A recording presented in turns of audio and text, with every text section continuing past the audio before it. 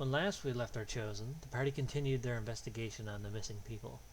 Making their way back to the college, they learned a few things about the missing bard, Ball of Yarn, the Tabaxi, who was more popular than Lev when he was in the college. They also learned about Lev's college days and all the fun he had. Um, Getting some leads that Ball of Yarn probably went shopping, the party head to the blacksmith to find. The party head to the blacksmith, finding no info as she doesn't seem to shop here. But at the clothing store, they meet the Snow White Drider woman, whose name they never got.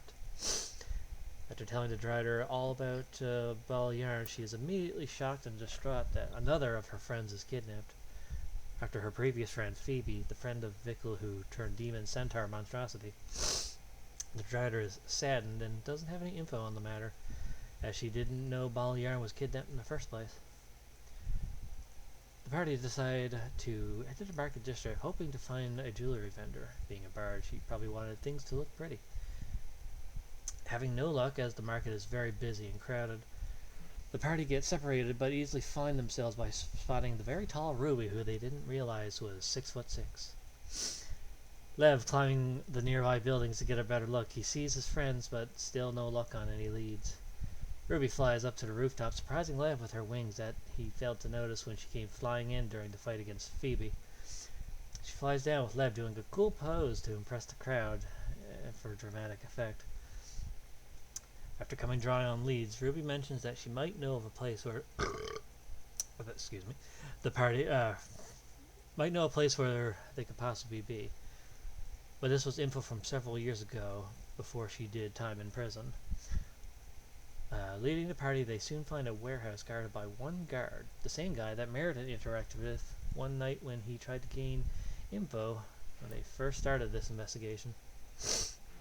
After convincing the guard to let them in, the party discover a warehouse of various goods, a few weapon racks, and mostly cooking-based goods, ingredients and cookbooks on an oddly placed table with a tea set. The party discover a hidden switch behind a bookshelf, revealing a hidden trapdoor that leads into another room. There, they find large barrels of some black, sludgy substance that seems to be manufactured.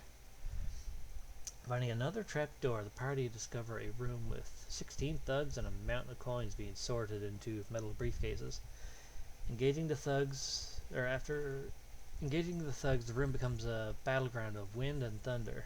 The party, despite being outmanned, turn the battle into their favor very quickly. The thugs surrender after realizing they are outmatched completely. And here the party figure out what to do next. Where's my sneaky... Yeah. What? Sneaky music. Cute music. Sneaky music. Okay, so you see Ruby kind of just gathering up all the, basically like the weapons and stuff that the thugs had after you tied them up. And she's looking at everyone, so there's 16 pistols, 16 sabers, and she was able to pool up about 30 bullets. Oh my. Yeah. So, she's like, you guys kind of did most of the work here, so she's kind of just like holding this giant mountain of like blades and guns. You guys can take most of it if you want. I would end up just donating it to the Heroes Guild, take what you guys need, and then I'll probably just bring it to them. Yeah, Mutant doesn't really know how he feels about guns. How do you feel about sabers? They have lots of sabers. Sabers are fine. I don't think Mutant really needs a sword. Oh, no, here it has a dagger. You have several daggers that you don't really use and are... That's true. Although you can use them just fine, you don't have a lot of stats on using them. Yeah. I'll probably take a pistol and 10 bullets. Okay, so you'll take one pistol? Yep.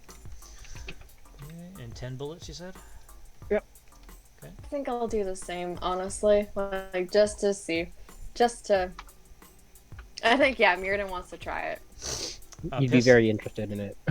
Pistol or a saber or both? Pistol. You take- Pistol and 10 bullets. Okay, so you get a pistol and 10 bullets. I don't know how to enter. I don't know how to enter that into my sheet. You just, well, actually, I can just do that right now. Right near. Player folder. Me. Oh no, the druid has a gun. What's the damage on the pistol? D6. Okay.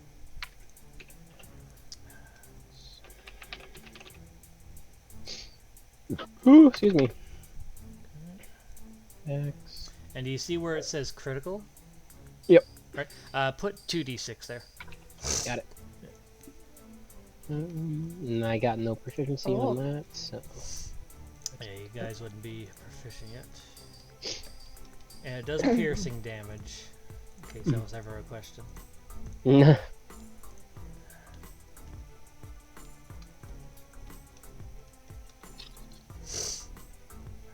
Okay.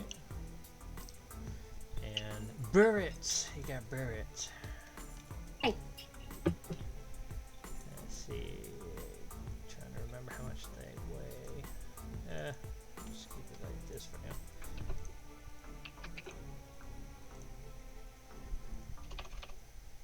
Bullets. Okay. And let's do this. So bullets in gun.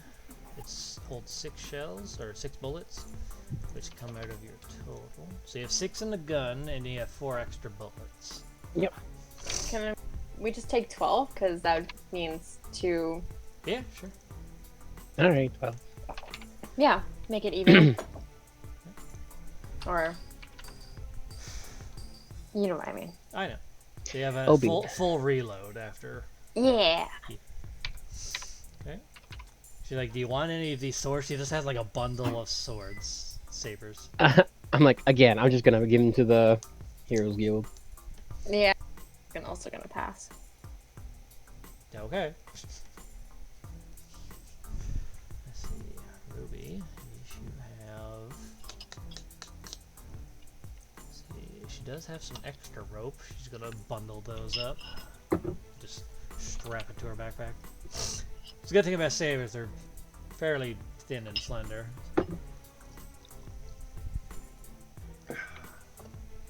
So she now has a bundle of fucking swords strapped to her ass. Sounds good. Okay. Just got her stuff straightened out.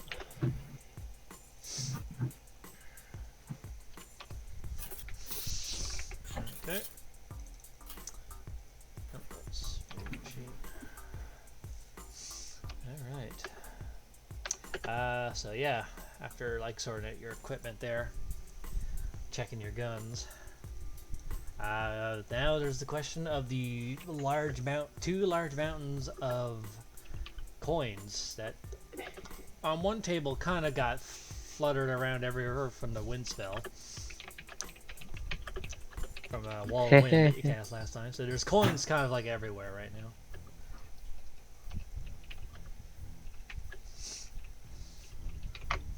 So what would you like to do about the giant piles of money?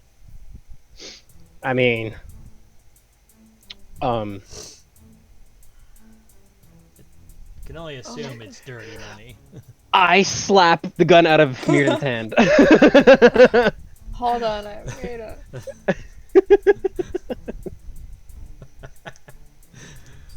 Mirda looks through the gun's barrel. I immediately smack it down, like, stop that! Yeah, I was gonna say, you look at the barrel of the gun and you throw it? I know, I'm sorry, yeah. We were just talking about proper English.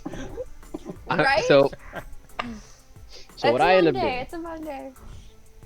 I'm gonna be like, Mirda, no, and I'm going to demonstrate quickly by showing her how the gun works, and then I'm gonna be like, this does the thing, and it goes pew, and it goes that way.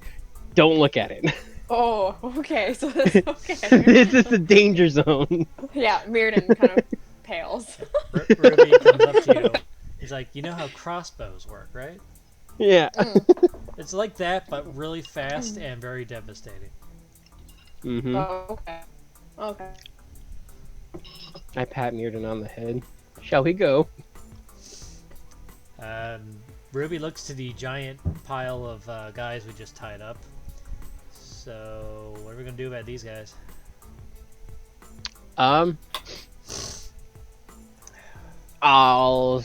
I'm gonna use my sending stone and get somebody to come pick them up, along with all the gold. Oh, okay. And type in. I Yeah. get 25 words. Yeah.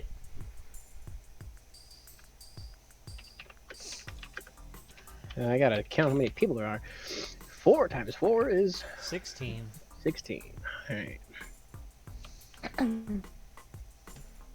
And most of them are horribly injured. Not dying, but like they got some concussive blasts knocked through them. So, a few of them. Oh, geez, what's her name? Nancy? Yeah, Nancy.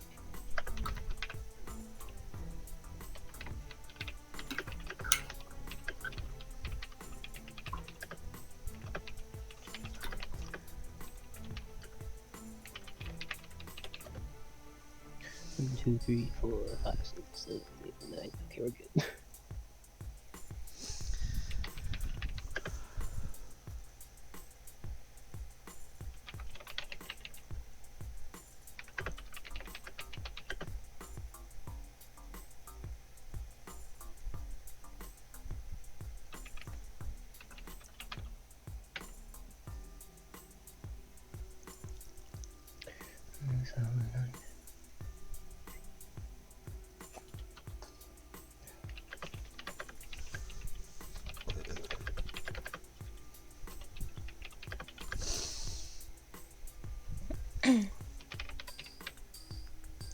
I think that's enough.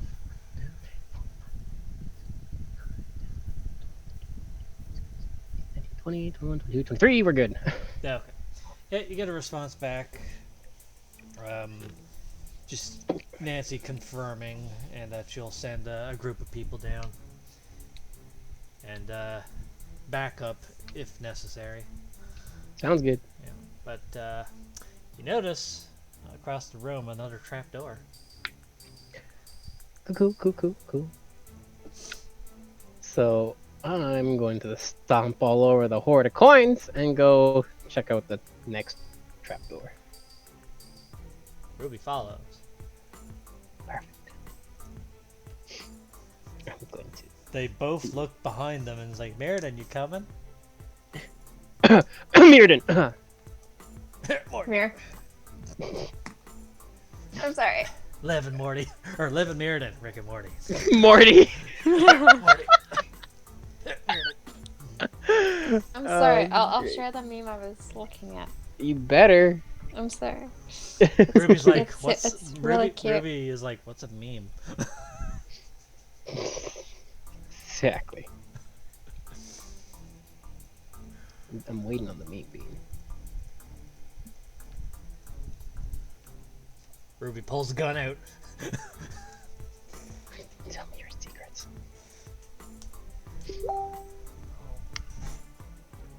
Oh, you sent them there? Okay.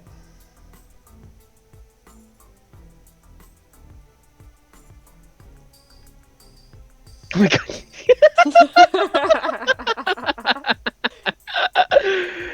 Oh my goodness, I love it. That little like, wait.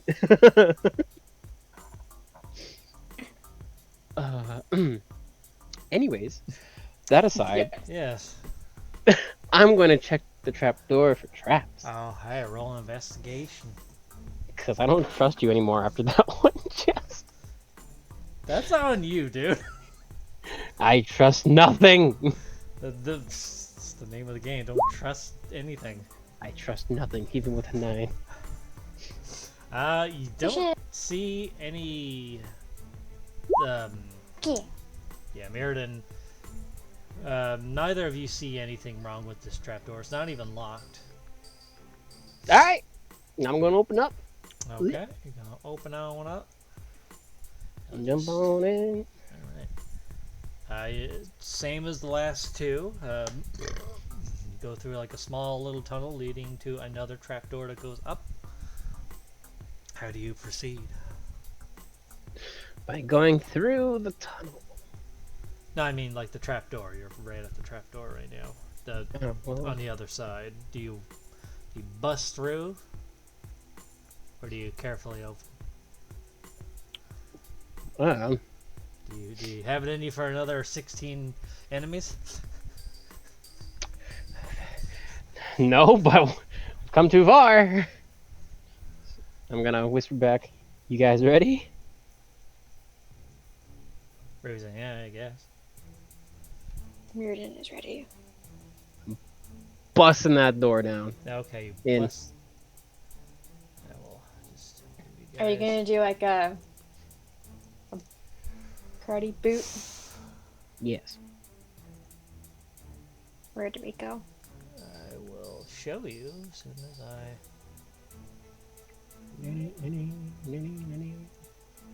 Come to a room with just walls and walls of crates. Ah. Seems to be a storage room. Hey, is it right to the roof, or can I see It's if I can climb not through? quite to the roof, but it is twice, maybe a bit more your height. Okay. Does it look climbable? Climbable, yes, but it's just stacked there, so you would have to be careful climbing not to like knock things over and have it avalanche on you. I climb shit every day. Okay. See, climbing acrobatics. Womp. 10. Whip.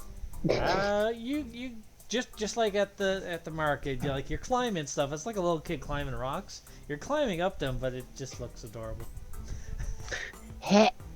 Like, like you grab onto one, you're like trying to just push yourself up. Well, I'm at the top. What can I see? You see here. I'll just reveal the rest of the room to you. All right, you see. That just seems to be just a really big ass storage room. Huh. Oh. I'll let them know, and I'll come back down and start investigating whatever the hell all these boxes are. Okay, they are pretty sealed tight, like bolted shut. Well, then I will. What do I have on me? Wait. Ruby steps forward and holds out the mighty crowbar. Want to open up one of these? She just looks at you with like sparkles in her eyes. Do I feel any magic coming off any of the? Roll an Arcana.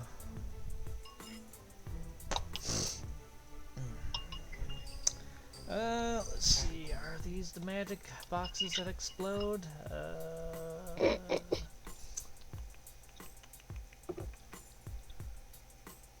You don't sense any magic, no. Okay. I let them continue on with their opening boxes.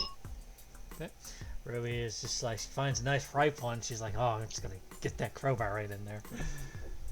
Oh, that is. She matches. Huzzah!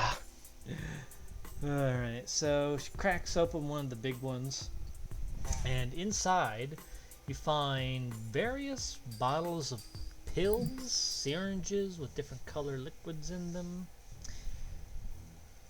It's just filled with containers and syringes full of pills and liquid. Got it. You think this is their drug supply? Ruby looks at you as like, this absolutely is a... Holy shit.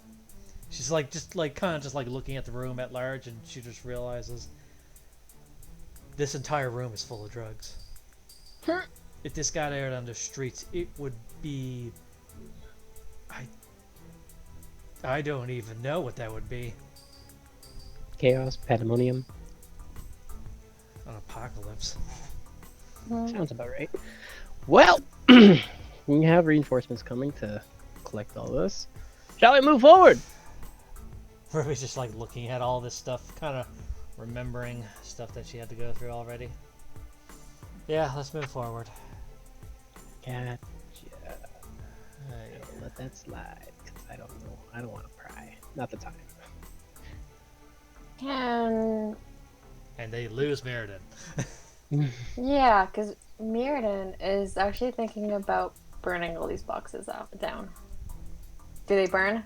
How well Well, do they burn? the boxes are made of wood, but it's also inside of a building that you're also inside of.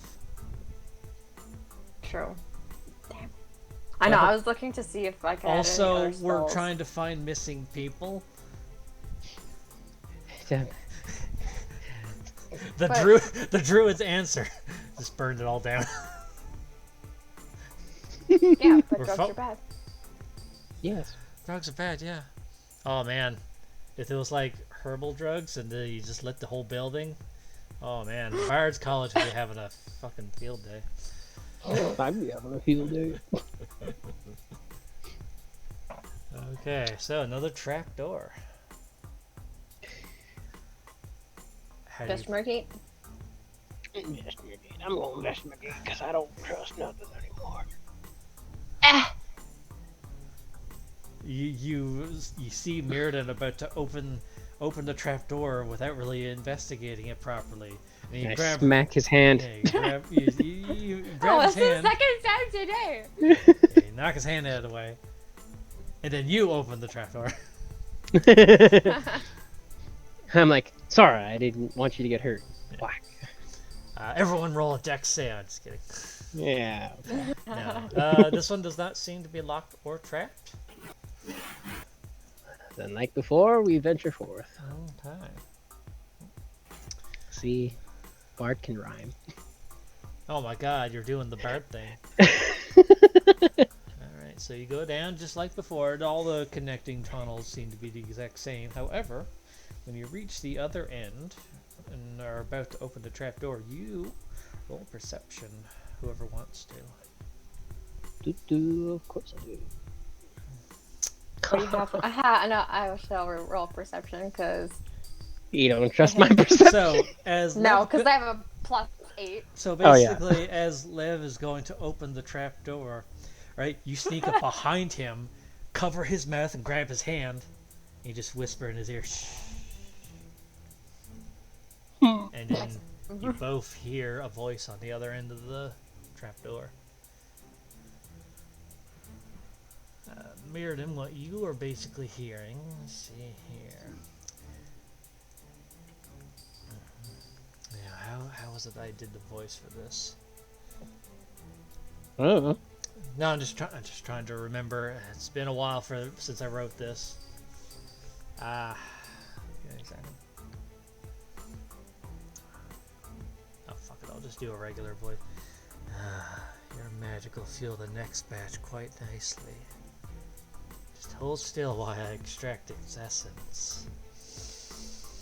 You just hear like a really creepy sounding guy's voice. Oh my. Like the kind of person that has you tied to like a bed and is just like smelling you while you're awake.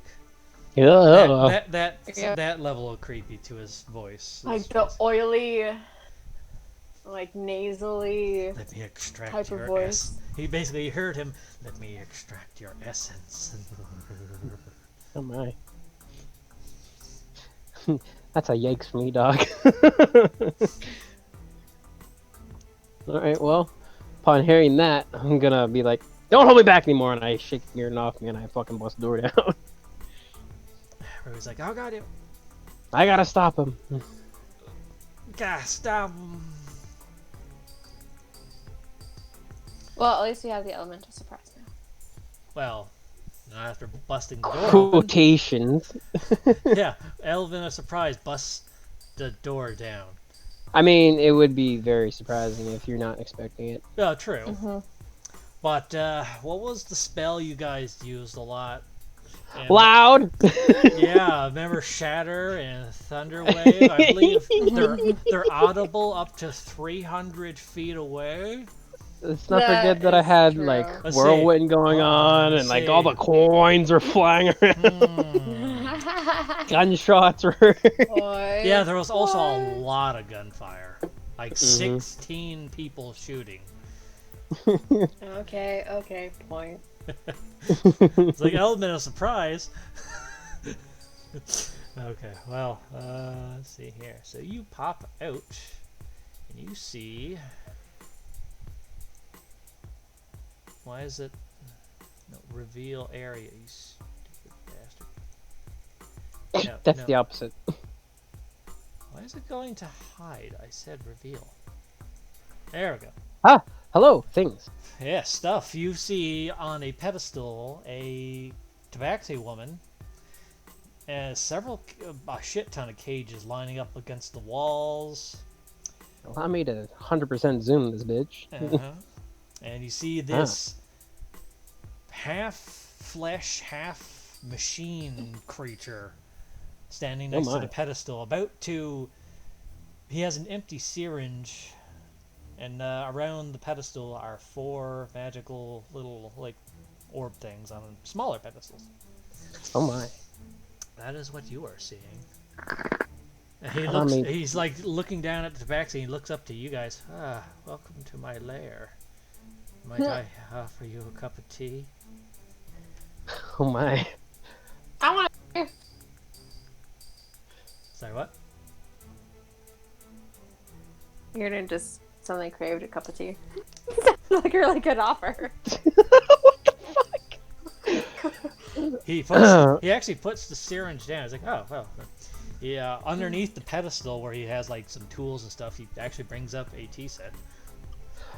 I'm just gonna look very confused. Like, roll perception as well. Did that work?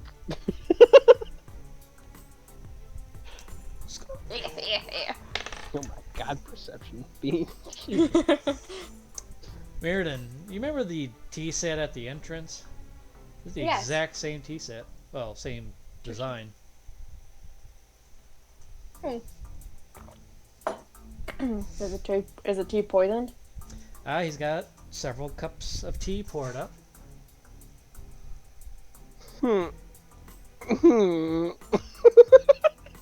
Poisoned? You wouldn't know until you tasted it. Lev, Even then. You were the one that determined that it was poisoned at the entrance. But this is a different tea kettle. Wait, we determined it was poisonous? Yeah. Oh, you did. I do not remember that. My bad. Pepperidge Farm remembers. Also, my recording remembers. Oh my god, that was great. Alright, anyways. Well, So we're talking right now. Yes. No one's dying yet. I'm going to move up to here, see if he gets mad at me for moving closer. Your name moves with love. I love that my name sounds like love. It's perfect for a bard, isn't it? Careful, I might just say your full name. Hey. No one knows it. Yeah, he pulls out a tea set, pours up some tea, as a sign of, as a show of trust. He drinks his cup first.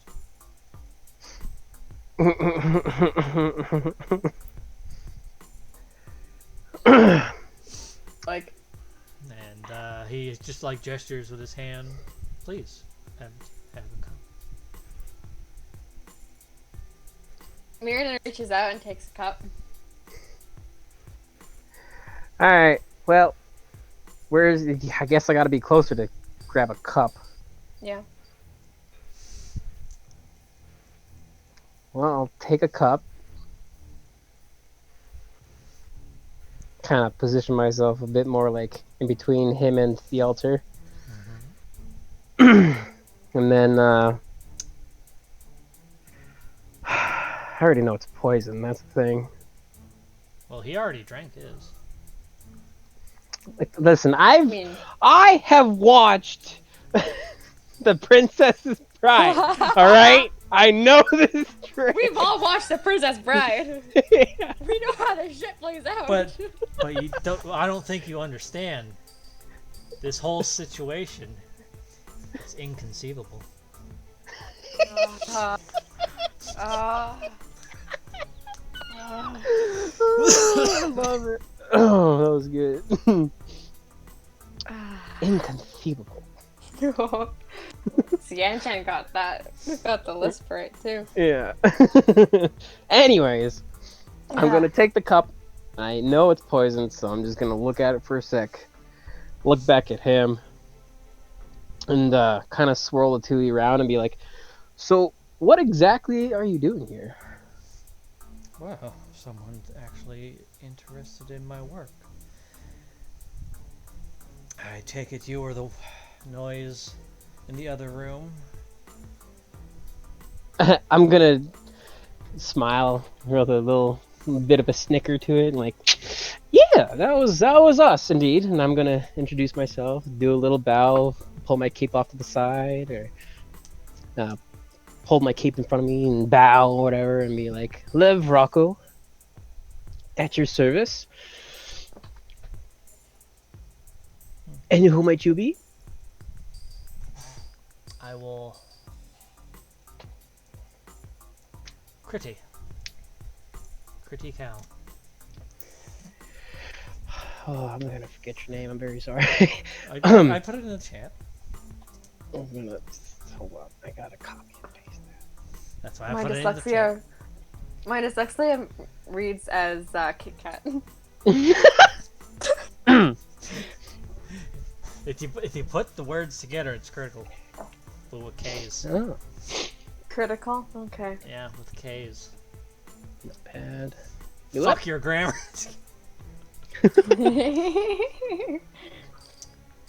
I am trying to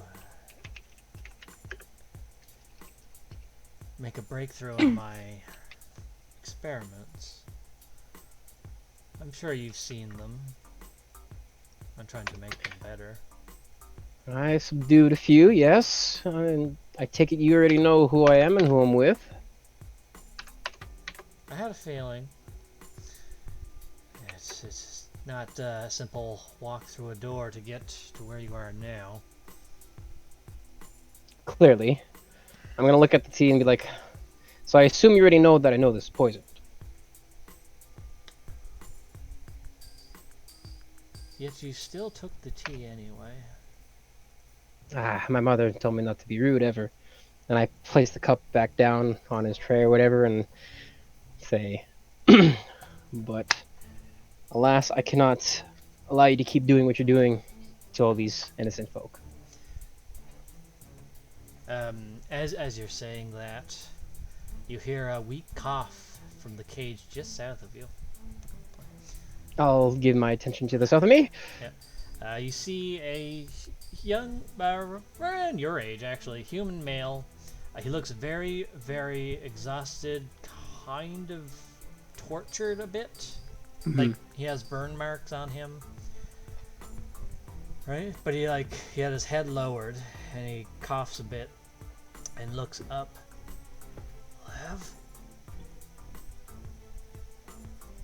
Is that you? And I'm gonna look over and be like, what the hell? Do I remember who that is? A history. Yeah. Let's see. Because I already know who Tabaxi Woman is there. Yeah, you know who that is. When you see this person's face as he looks up to you, he looks very weakened. He looks like he's been starved, tortured. But you recognize this as one of your co-workers. Oh. Leon. Is it one more time? Leon. Just Leon. Oh. Okay. I'm gonna cock my head. Leon. And then I'm gonna unsheath my rapier and point it to Critical Call. Ooh. Yeah, the moment you pull your weapon, the ceiling hatches open up and 3 turret guns are now aimed at the party. Hey. Manon kind of drops his teacup in shock. That's an expensive tea set. I knew it. Also, with his mechanical hands, with his metal arm, he just like with one finger, just like kind of just gently, not forcefully, just like gently moves the tip of the dagger away from his face slightly. He doesn't push back; he just like by the shoulder. I know. I'll allow it. I'll Since hold it at an you angle. have ceiling turret guns aimed at you. All right. I'm gonna look at him and be like, I can guarantee my sword will hit you before any bullets hit us. Perhaps. But can you say that you'll get these people out of the cage before your turn to Swiss cheese?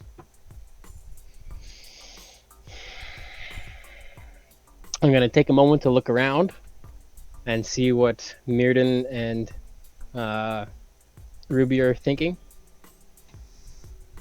Ruby is kind of just standing there this whole time. She didn't take a cup of tea. She didn't move. She just standing there with her arms crossed, just glaring angrily at Critical.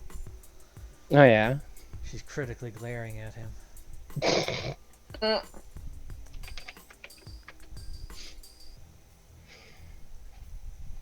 What's Mirrodin's thoughts on all this?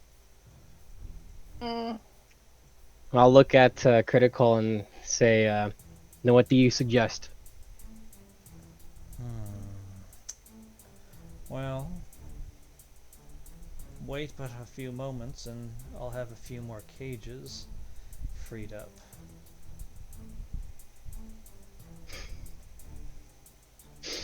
I'm gonna look to Mirden, nod my head, and then look to Ruby and nod my head. And where are the turrets? Directly above you in the ceiling. Okay. Yeah, there are 3. What's the distance between all of them? About a. Oops. Ignore that. Misclick there. Fifth level? What? Nah. Misclick. I fucking went to click on my sheet and I went to add new and then I went to click again and then yeah. Between the 3 of them, they're about 15 feet apart, but they're in like a triangle formation. Yeah. Okay. 15 feet apart. Yeah, but they're closer to the center of the room, so just like center of the room, like one's up here, one's down this way, and then one's over here. Right. So they're targeting me, right? Not They are the other targeting the party. two? Okay.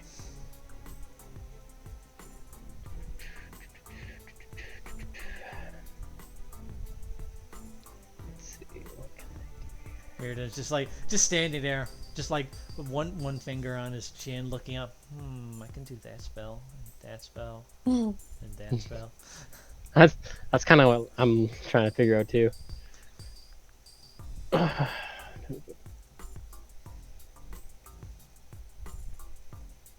So if they are, can you point out like so they would be 10 feet apart from each other?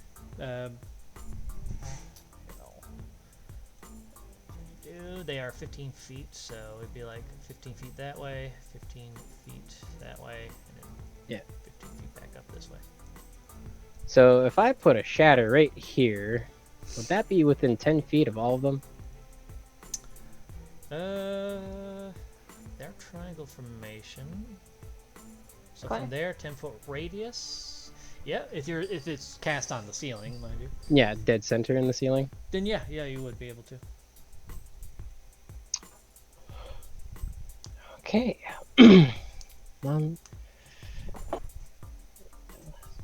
So all this is happening within like a few seconds. Yeah. Okay. I'm gonna try and destroy all 3 of them with a shatter. Okay. At what level? Or level 4, because I don't want to fucking not destroy them. okay. Alright, and then yeah, so they already know that I'm gonna do a spell, so yeah, so shatter at level 4. Oh jeez. So please work. Alright, so they are objects, or yeah, objects still. Yep. So let's see, they would take, since they can't do a save, is it double damage on objects? Um, A non-magical object that isn't being worn or carried also takes the damage if it's related. it just says it takes the damage, Yeah, okay. and they have disadvantage. But I mean, they're not gonna. Well, There's no. let's see, Sorry? it's only non-magical objects just take the damage. Oh, it's a creature of inorganic material such as stone, crystal, have disadvantage. But it's only if they're a creature. Okay, so they just take the damage. Yeah. So that is 29. Yeah. Hold on, I just gotta check.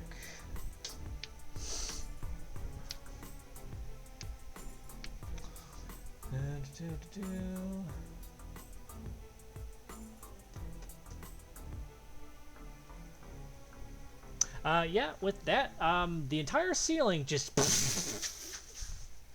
Okay. Roll a dex save, however, since you do have a ceiling kind of collapsing on you.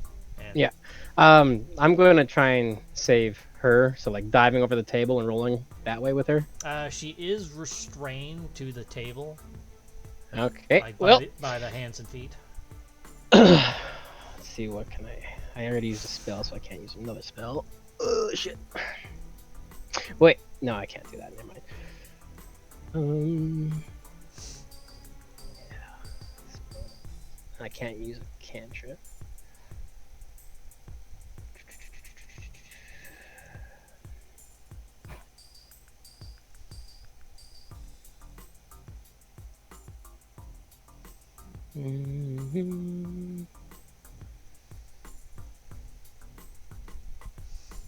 Like as you were deciding what to do in response to Yep. her, he is getting ready to fight. Like Max Payne slow motion mode right now. Yeah. What kind of restraints does she have? Huh? It's What kind of restraints? It's just metal Leather? restraints on her Metal. wrists and her ankles. All right. I'm gonna climb on top of her and shield her from the debris. Okay. I would say roll dex save with disadvantage. Because you are moving from one spot to another. Yeah. But since you are trying to get in the way. Yeah, Mirrodin wants to Oh, 17 still good. roll out of the way. Yeah.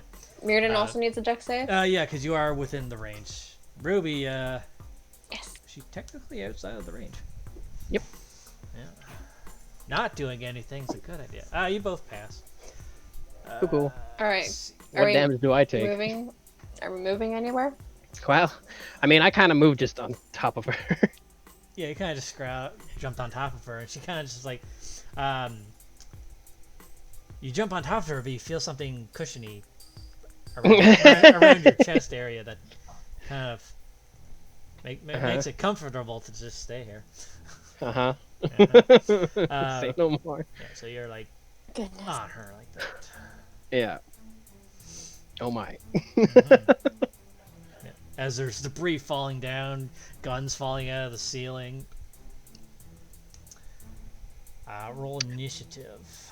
Okay. Also, did he get hurt by the debris? Let's see. Oh yeah, that's right. He was in the range. Hold on. Boo. Oh yeah, he passed.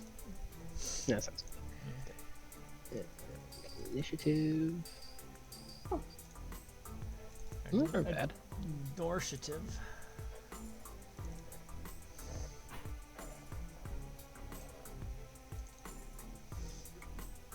Okay, I'm just gonna change music here. Let's see here.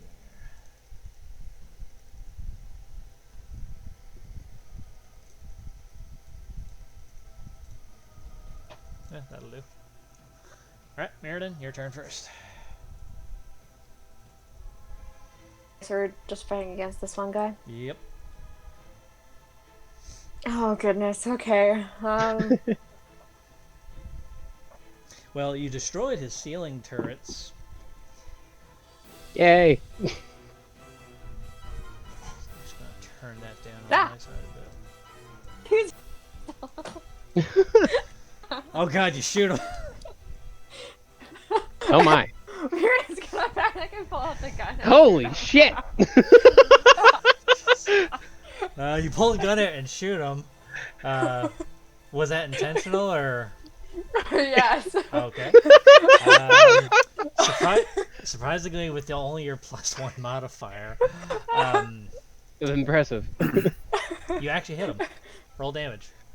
Pull out a gun, bang! Oh god! You click on... Yeah, there you go. There.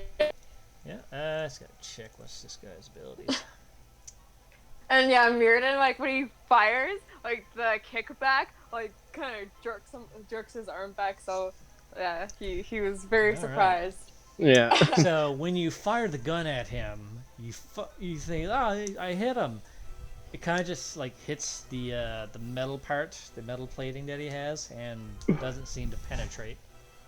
Oh no. It hit him, but it doesn't seem to actually hurt him.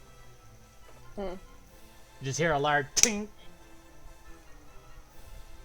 All right. So make I sure. think that was an action. Yeah, it's an action to fire a gun. Yeah. I use the gun action.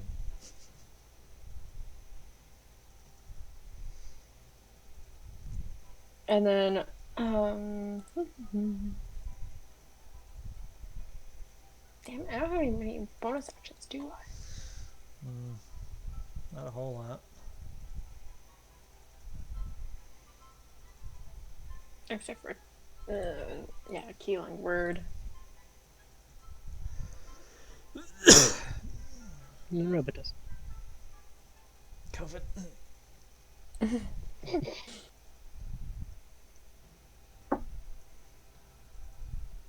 Yeah, we just started, so I don't need healing word.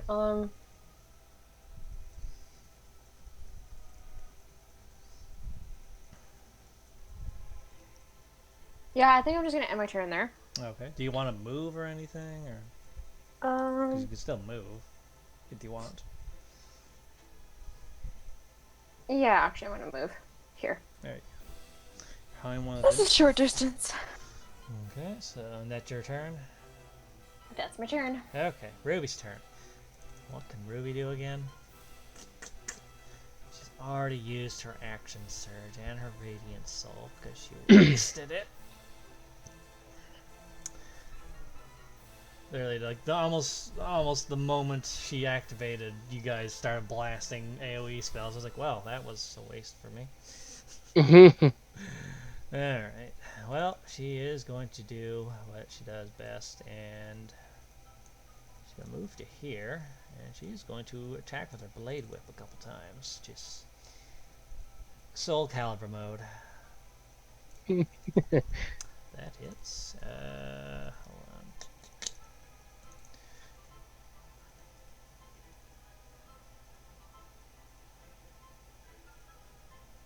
Yeah, so she slashes at him, and it doesn't seem to really do anything. She hits just fine.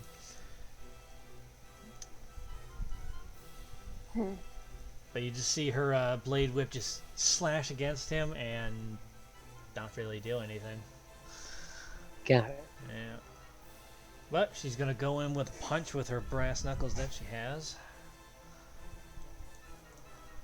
Or, wait, no. Are they brass? Yeah, they're spiked brass knuckles. And they're a +1 weapon. Which makes them magical. And that misses. She goes up, tries to punch the guy in the face, and doesn't fucking do anything. She's like, I'm not sure if you've ever watched Konosuba. So you know that scene when punch? So when Aqua tries to punch the giant frog, she punches it with all this fucking anime bullshit. Then she looks up, it's like, ah. That's basically Ruby. Got it. This is cute. Lev's turn. I'm gonna notice these things. I'm gonna use another spell of Shatter right here, I think. Is that 10 feet, or I gotta go back more? I gotta go back more. I'll go here and I'll hit him. There you go. With Shatter at level 2. Shitter. I think it's got to be 2. cast the shitter spell. Oh, Not bad. all right. Let's see here.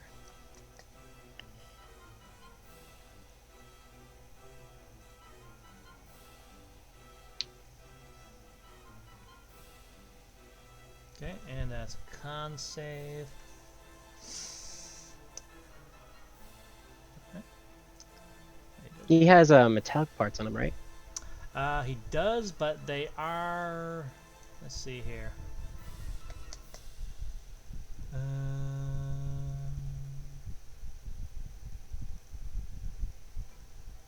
Is it a magical metal or? I'm trying to see here. Because he has a lot of fucking weird effects. What percentage of his body is flesh and what percentage is metal? Like 85% of his body's metal. Oh, okay. Yeah, he has a little bit of fleshy areas on one of the shoulders, around his throat, and one part of his face. Okay. Yeah, but Is he like General Grievous and he has like a weird beating heart or something? not quite. He's definitely Okay. more bulky in his frame than General Grievous. Yeah.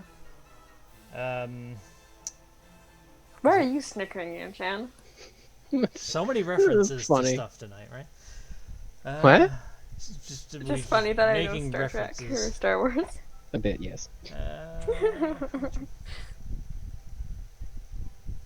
Okay, yeah, so he would have, because it doesn't say that the material has to be non-magical if the creature's made out of it. A creature made of inorganic material such as stone, metal, or crystal has disadvantage on saving throw. It's only non-magical objects that would. Yeah. Right, but he has an ability that basically flushes it out to a normal roll. Okay. Yeah. Okay. Con save, and that's a fail. Woohoo! And so he takes the 16 damage. You just shatter him from behind. It's like, oh, that's too much. I'm like, you felt that, didn't you? And then bonus action, Ruby gets. If he had a movable mouth, he'd probably be smiling. But his mouth Okay. doesn't move. Okay, well, I give Ruby a bardic inspiration as a bonus She action. feels inspired.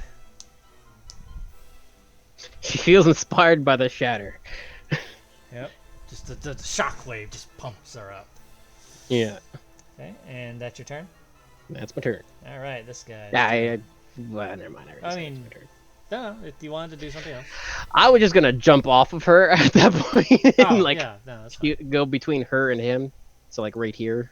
I can't do it, but you know what I mean. All right. Let's see here.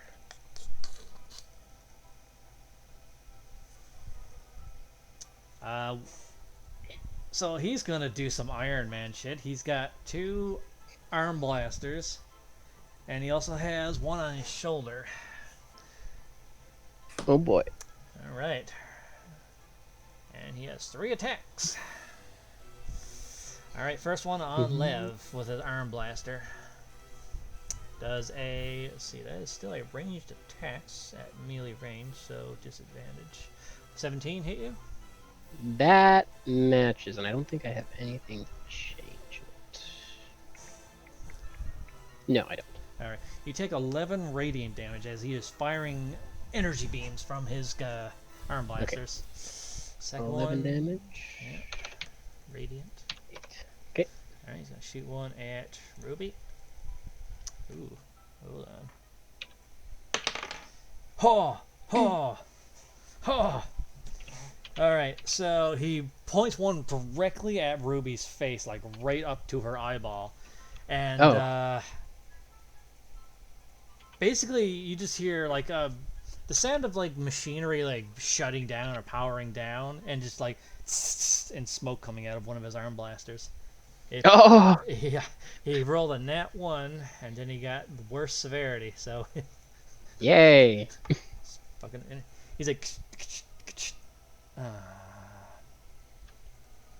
Ruby just grins, but then the shoulder blaster just like Predator, the shoulder blaster cannon just Yeah. comes up and he's re-aiming at Ruby rather than Mirrodin. Alright. That's a 12. That does not hit. So basically it's just like an energy beam passes over her head and hits the wall. Ruby's just standing there like when in... can't believe I'm using this reference, but in... what was it? Not the last Star Wars, but the one before that, when Luke was training Rey.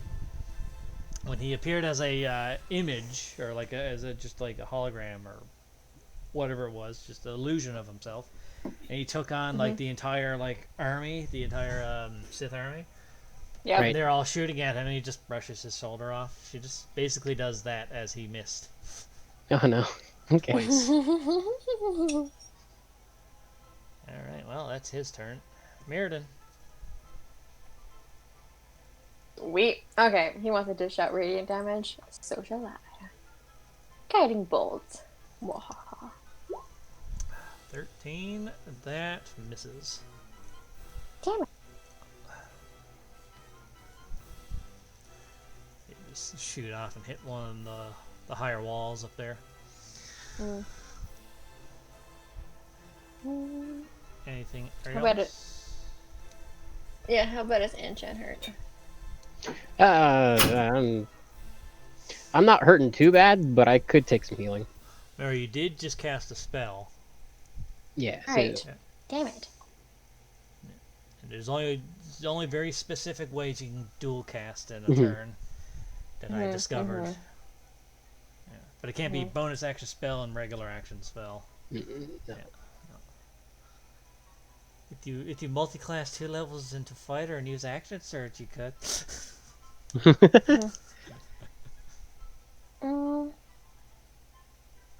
I'm able to scoot my way around here, right?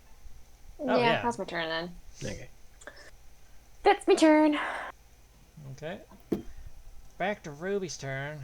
Alright, she feels inspired and she's going to start punching with her gauntlet. Or not her gauntlet, her brass knuckles. That's a miss. Well, I already said it's a miss. Ah, that hits.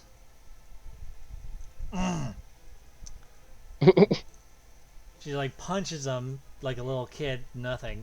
Punches again, and like the spikes on her brass knuckles just like penetrate into the metal a bit.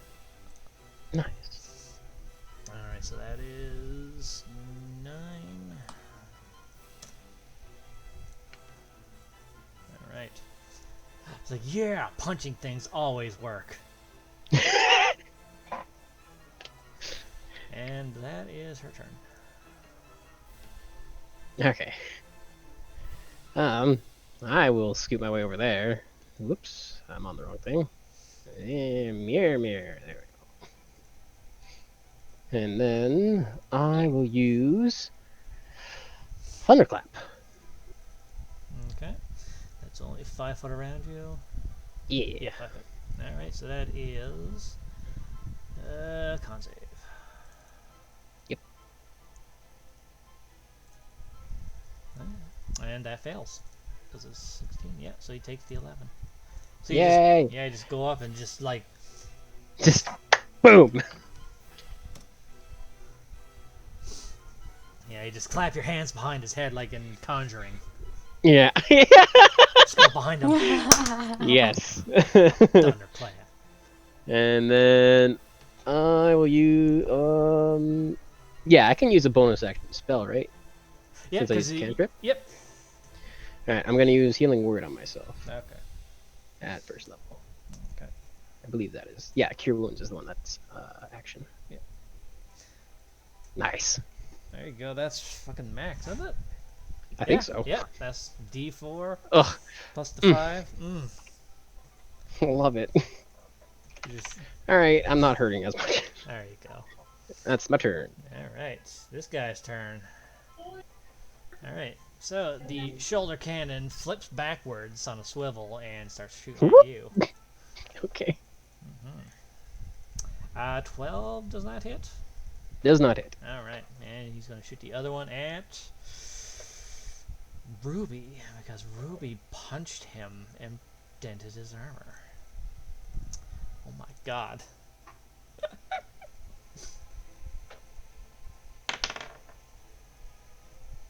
It's not as bad as before, but like there was a delay with his when he shoots lasers from his working arm cannon. And there's like a delay. They're just standing there. He's like, zzz, zzz. Ruby's just waiting for her face to be shot in. And she just kind of just like moves the arm cannon to the side slightly, and then it fires off. Excellent. It's like, you're not having a good day, buddy, are you? Apparently not. Meredith's turn. You're just watching this, like, fucking joke of a boss. All of his weapons keep shutting down on him. For once, like, the net 1 severities have been, like, the highest rolls. Oof. And it's for the bad guys, too.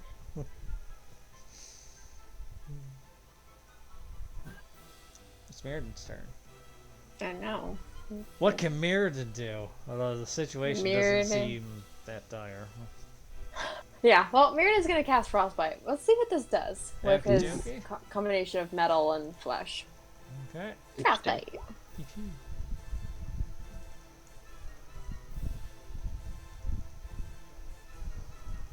Okay, so that is con save. Nope, 15 still fails. So he takes the 10 and he has disadvantage on his next attack. It's like the better Vicious Mockery. This does more damage. I know I do have probably an action spell Well, that I can use. that was an So it's a action. cantrip. Yeah. I know, I have bonus action. Yeah. But I think that's it for Mirrodin's turn. He was quite content with that one. Yeah. He's like, Yep. there's thunder going everywhere. There's Ruby's punching him. Lev is just like thunder clapping him from behind the head, and all of a sudden you start freezing him. He is not having a good day, and his weapon systems are shutting down. Oh. Yeah, Ruby's like second verse, same as the first. Starts punching again. And that, I believe, matches. Yes, it does. Alright, she does another hard punch into his metal ribs. And she's gonna go for her second attack. That hits. Jesus Christ. Did she use her bardic inspiration yet or no? She hasn't needed to. Okay, cool. Alright, you just see her just start, like, at this point, the brass knuckles are tearing apart the metal rib cage that this guy has. Good. Or the metal plating around his ribs that are kind of built into the flesh. And you're starting to notice a bit of blood coming out of the spike holes that she's punching into him. Excellent. Yes. Well, yeah, I forgot she's getting +2 for those flanking. Yep. 'Cause she's flanking with you. She hasn't needed it, but, like, you know. Getting, like, 22s and 17s. It's Lev's turn. I'm going to try and bestow curse Mm. on Sir Critical. Oh, I'm reading. How dare you? So curse. You touch a creature. Wisdom saving throw. Put a curse for duration when you cast a spell. Choose the nature of the curse and the following options. Choose one ability score. While curse, the target has disadvantage on ability checks and saving throws. The better version of Hex. While curse, the target has disadvantage on attack rolls against you. He already has disadvantage. Oh yeah, you only choose one. While cursed, target makes a wisdom save throughout, so sure it fails. It wastes its action. While curse, your attacks and spells deal an extra 1d8 necrotic damage. So which effect are you putting on him? He has disadvantage on Constitution. Okay. I see. Yep. All right. See you later, Jordan. I gotta go. See you, bud. All right. Yeah, no problem. Bye, Warren. Thanks, guys. Thanks, guys. So disadvantage on Constitution checks and saves. All right. That's my last level 3 spell. I totally forgot Oh he was wait, there. he has to do a Wisdom save first. Yeah, he's got to do a wisdom save. Wisdom. What's your DC? 16. He passes. Damn it. Alright, he's not Hmm. cursed. Yeah. Worth a shot. Yeah, He only just barely passed though. So. damn. I don't think I can get my... I can't get my DC any higher, I don't think. That's as high as it goes. Until your proficiency increases. Because Right. it's based off proficiency stat and 8. Yeah, so it's pretty much maxed out until I level up. So you reach level 9, I think, the next time proficiency increases. Yeah, that sounds about right. Well, and bonus action, Mir gets Bardic Inspiration. Eight. If you want to know what it does, I can put it in the chat. You roll a d8 and you add it to attack, ability check, or saving throw. Yes, but not damage. Unless you're a certain type of bard. Yes. And that's my turn. Okay. This guy's turn. He does not like what's happening to him right now. Alright.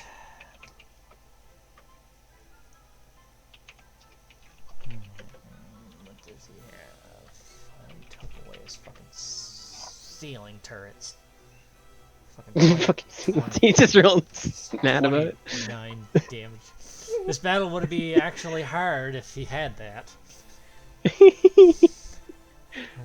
Fucking bards. Alright. Well, he only has his one arm blaster, which is on a delay now. Which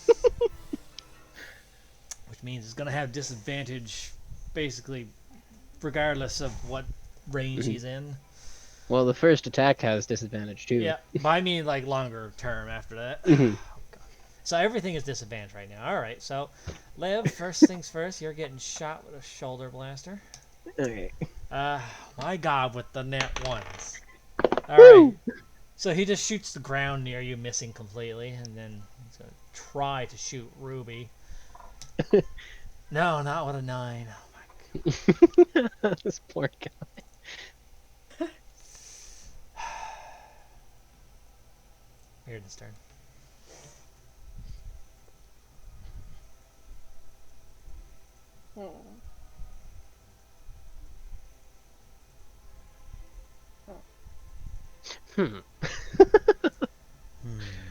The bean's thinking.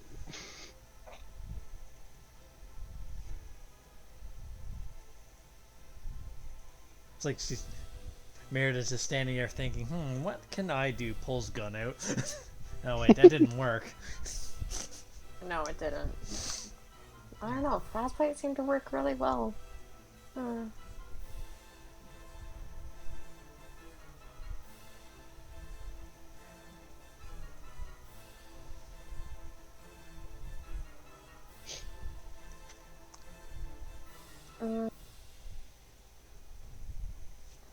Hold on. How long does this spell last? Up to 1 minute.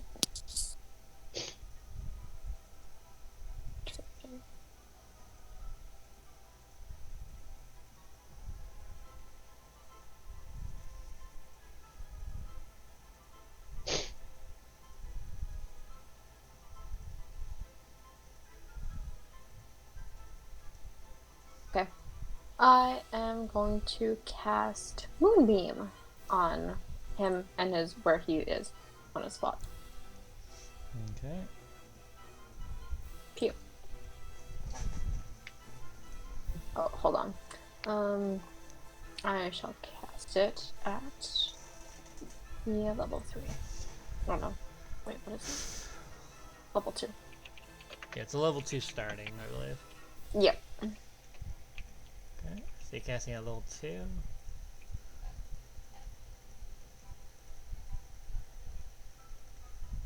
And you're casting it on him. Where he is. Okay, it's a 5-foot radius. That means Lev and Ruby I also have to do to save. Damn it. Okay, yeah, I don't want that. Unless you want to like cast it there or something. Okay, yeah, sure, pass there. Just, it's like not right there. Yeah. You cast it there. All right, so that is a con save.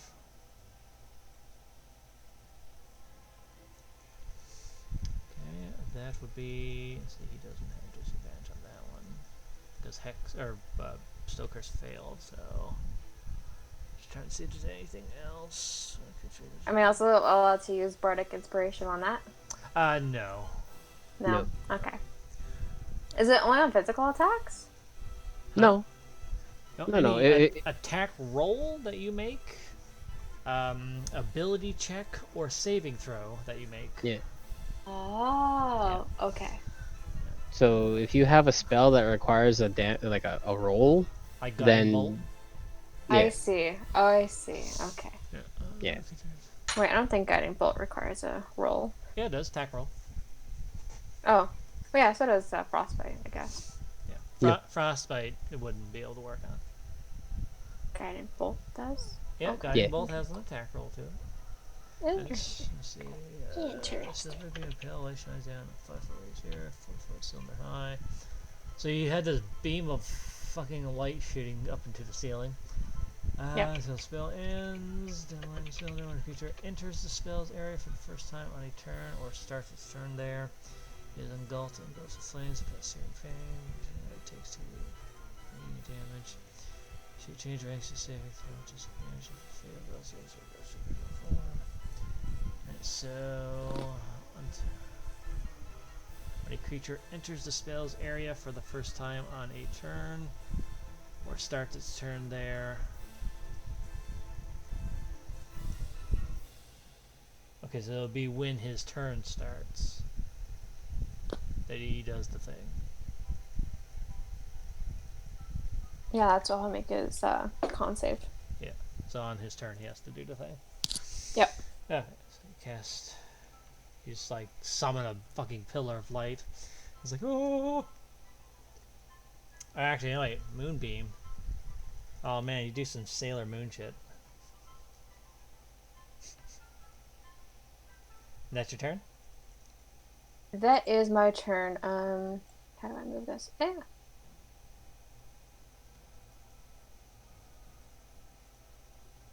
That is my Moonbeam. So it's a bit wider than that. I can make it, I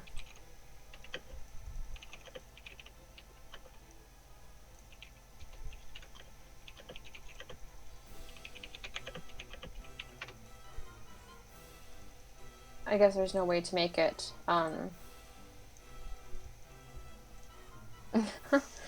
okay. That will do. As accurate as I could circle. Circle enough for me. Circle There. there. Oh, okay, fine, show off.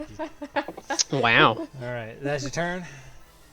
That's my turn. Alright, Ruby's turn. Start Lemire. punching. Punching. Let's see, that would be a miss. That's a hit. The sudden flash of light made it hard for Ruby to see. I was like, oh god, light. But then her second attack hits just fine. That's Right. 13 fucking damage. Bardic Inspiration. Yeah, well, you notice when I paused when I said miss. I said shit. Oh, okay. Yeah. Got it. That's what that was. Because you have to do it before determining effect. And that is Ruby's turn. Lev's turn. At first, you think that the little magical pedestal is doing something, but then you realize, oh wait, no, it's the hobo that we have in the party. It's the hobo we have in the party. Homeless druid. That's pretty much a hobo. Pretty accurate. Hobo beam. Yep. Oh, it's too funny. Murder hobos. Okay. Yeah. Well, then what Murder I'm gonna hobos. do? You spared 16 guys in the previous rooms. Shatter is 10-foot radius.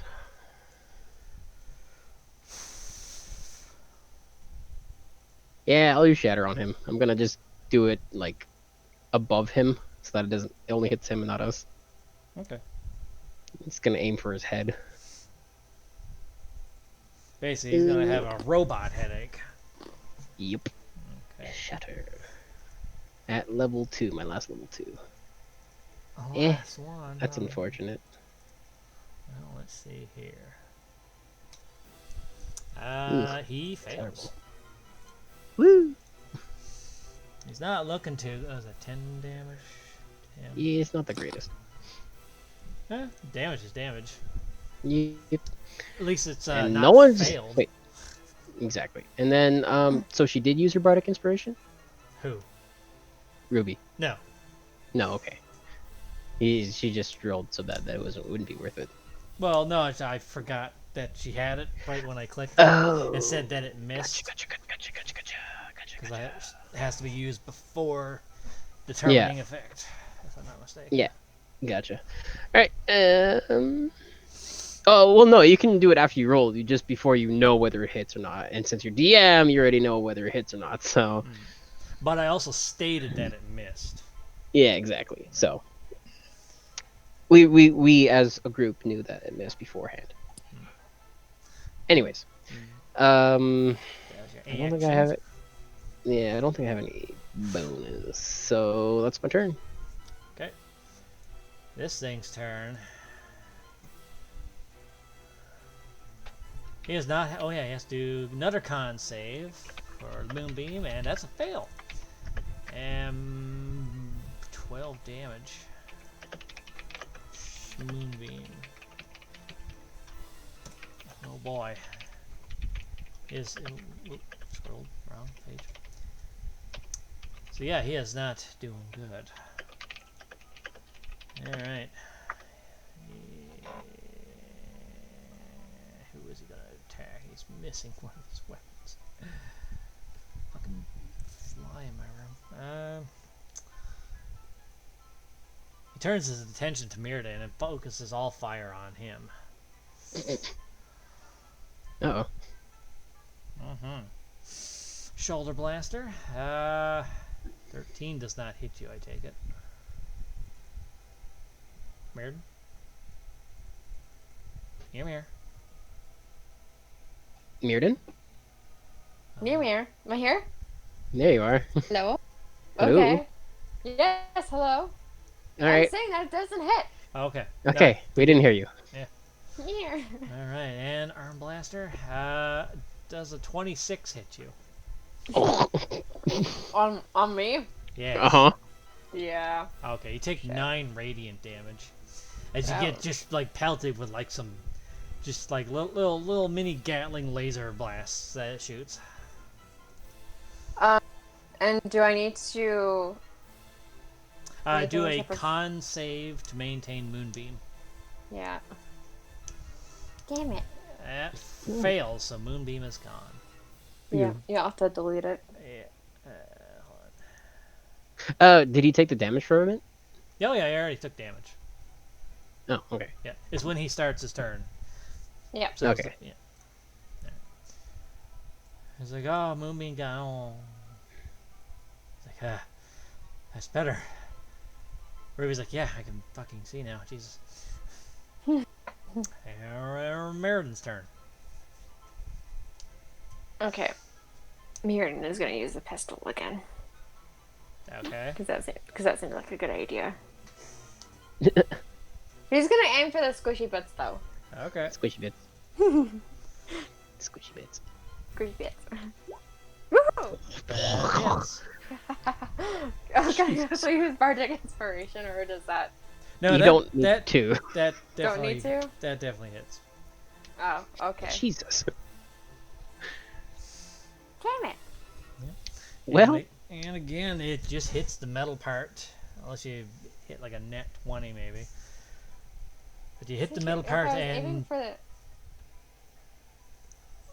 If I was aiming for squishy bits and I hit and I got a 20. You didn't get a net 20.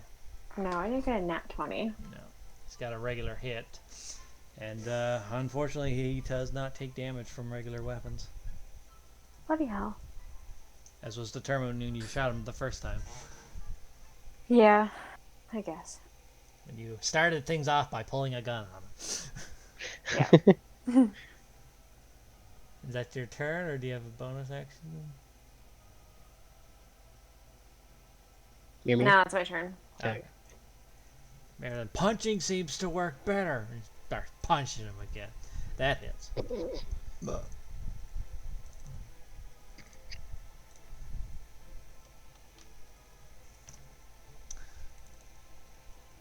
Punch again. Bardic Inspiration. That hits. Oh wait, I should probably roll the damage. Roll the damage. There we go. This guy is not looking too hot. When Ruby says, like, punching seems to work better, he's like, well, no, it's because I'm immune to... Oh, fuck! Just punches him square in the face. It's like, that was a... Oh, God! Yeah. Punching always works. It's Ruby's turn. Makes sense. Huh? She has used her bardic inspiration.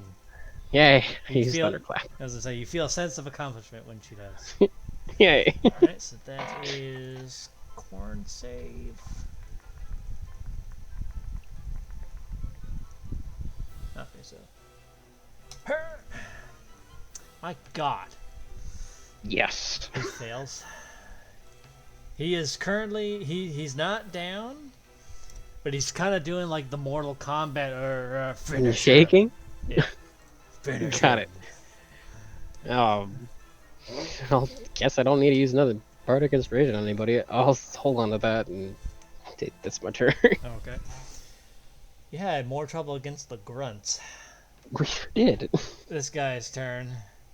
He's kind of wobbling, but he's going to start shooting blindly. Does an 18 hit you, Lev? That's with disadvantage. Yep. Okay, 12 radiant on Lev. He just starts like flailing one of his arms around, shooting around. He hits you. And Shoulder Blaster is going to do the same. Oh, that actually hits Ruby. Wait, does it? Yes, it does. Ruby takes... Well, she's resistant to radiant. She only takes 6th. You see, she finally gets hit. It's like, nobody makes me bleed my own blood. Murden's turn. You got this flailing robot shooting lasers everywhere now. It looks like he's about to fall over. Right.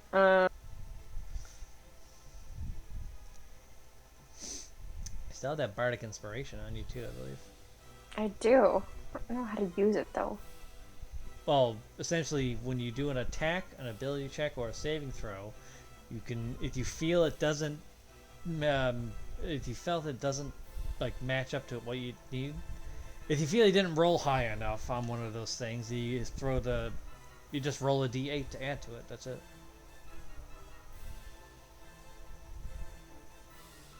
Oh, okay. So I could do that to Guiding Bolt, I guess. Yes. Okay, let's do that. Okay. Guiding Bolt. Pew. That hits. Fucking, you don't need my... I'm never giving you my bardic inspiration. Roll damage? Oh, you know what you could have used it on? Her frickin' con save. Oh, yeah, you could have. Damn it! Shit. Yeah, so you hit this thing square in the face with a guiding bolt. Like, for a second, it kind of stops leaning backwards, and then the smoke clears as the blast dissipates and the smoke clears. And you see its metal part of its face just crumble off, and it hits the ground. Drop. And Ruby's like, that was easier than I wanted it to be. I'm like, that went much smoother than I expected. I'm going to free Miss Kitty. 1 second.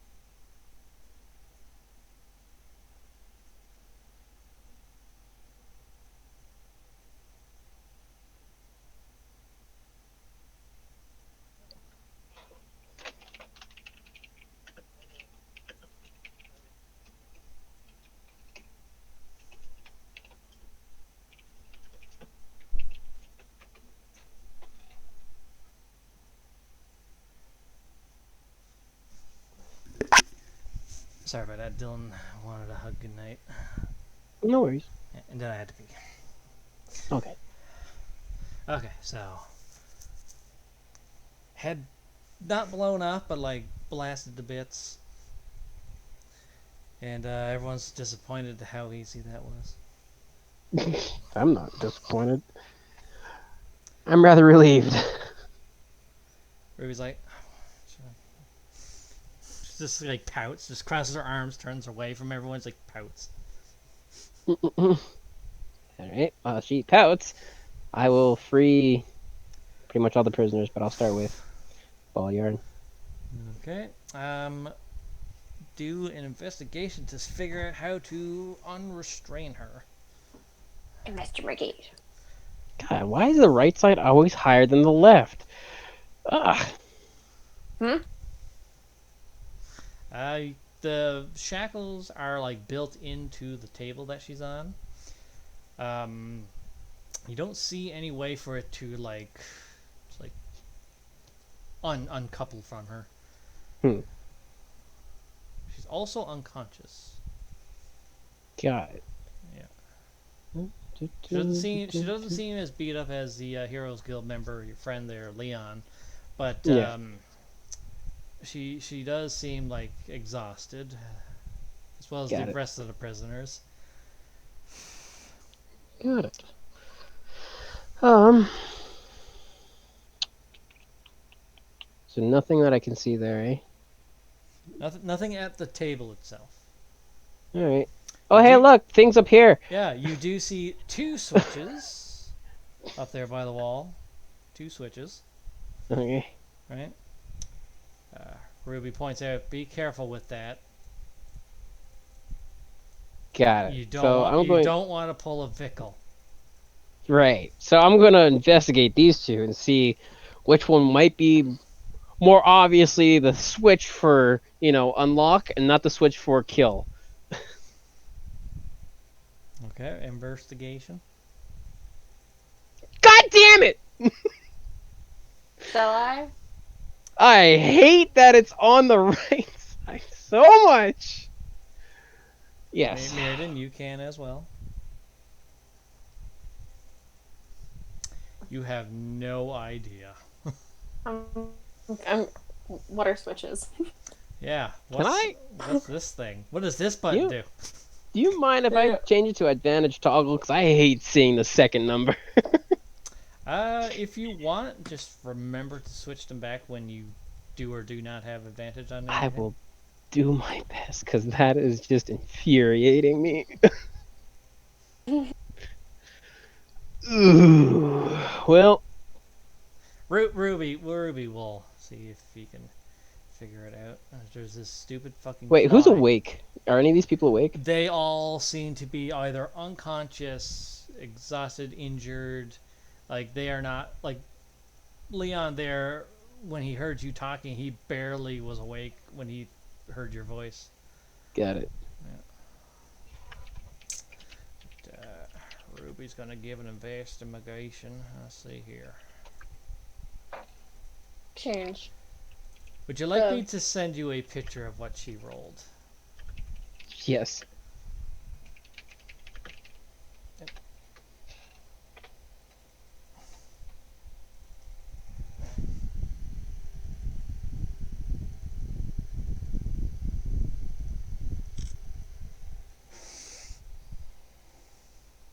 Just so you can believe me. Was it a nat 20? With her -1.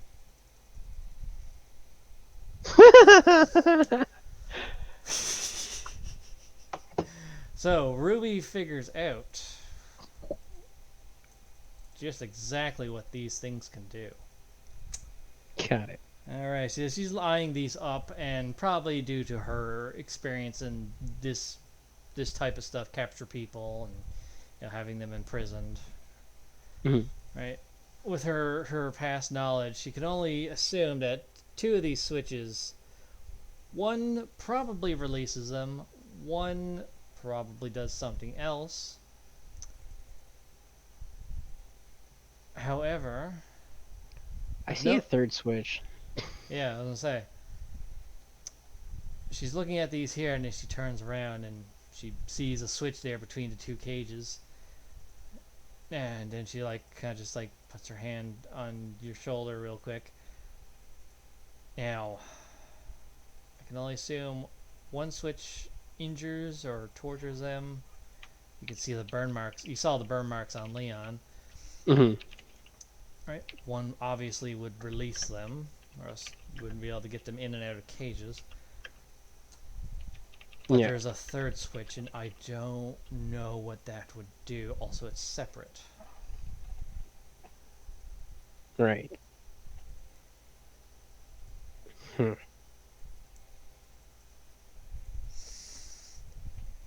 So neither of these 2 would release? She doesn't know for certain. She just knows that there's no indication as to what switch does what. They are identical. And the one at the far end also looks the exact same. They're just plain looking designed switches. Right? But they're all in the same position too. They're all currently up right now. Got it. Well, I'll pull this one because I feel like it was trying to be hidden. You gonna pull that one? Yeah. All right. Let's see here. Everyone roll a death save. I'm just kidding.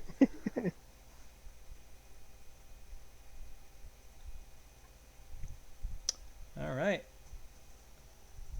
So you pull the one in the bottom left corner.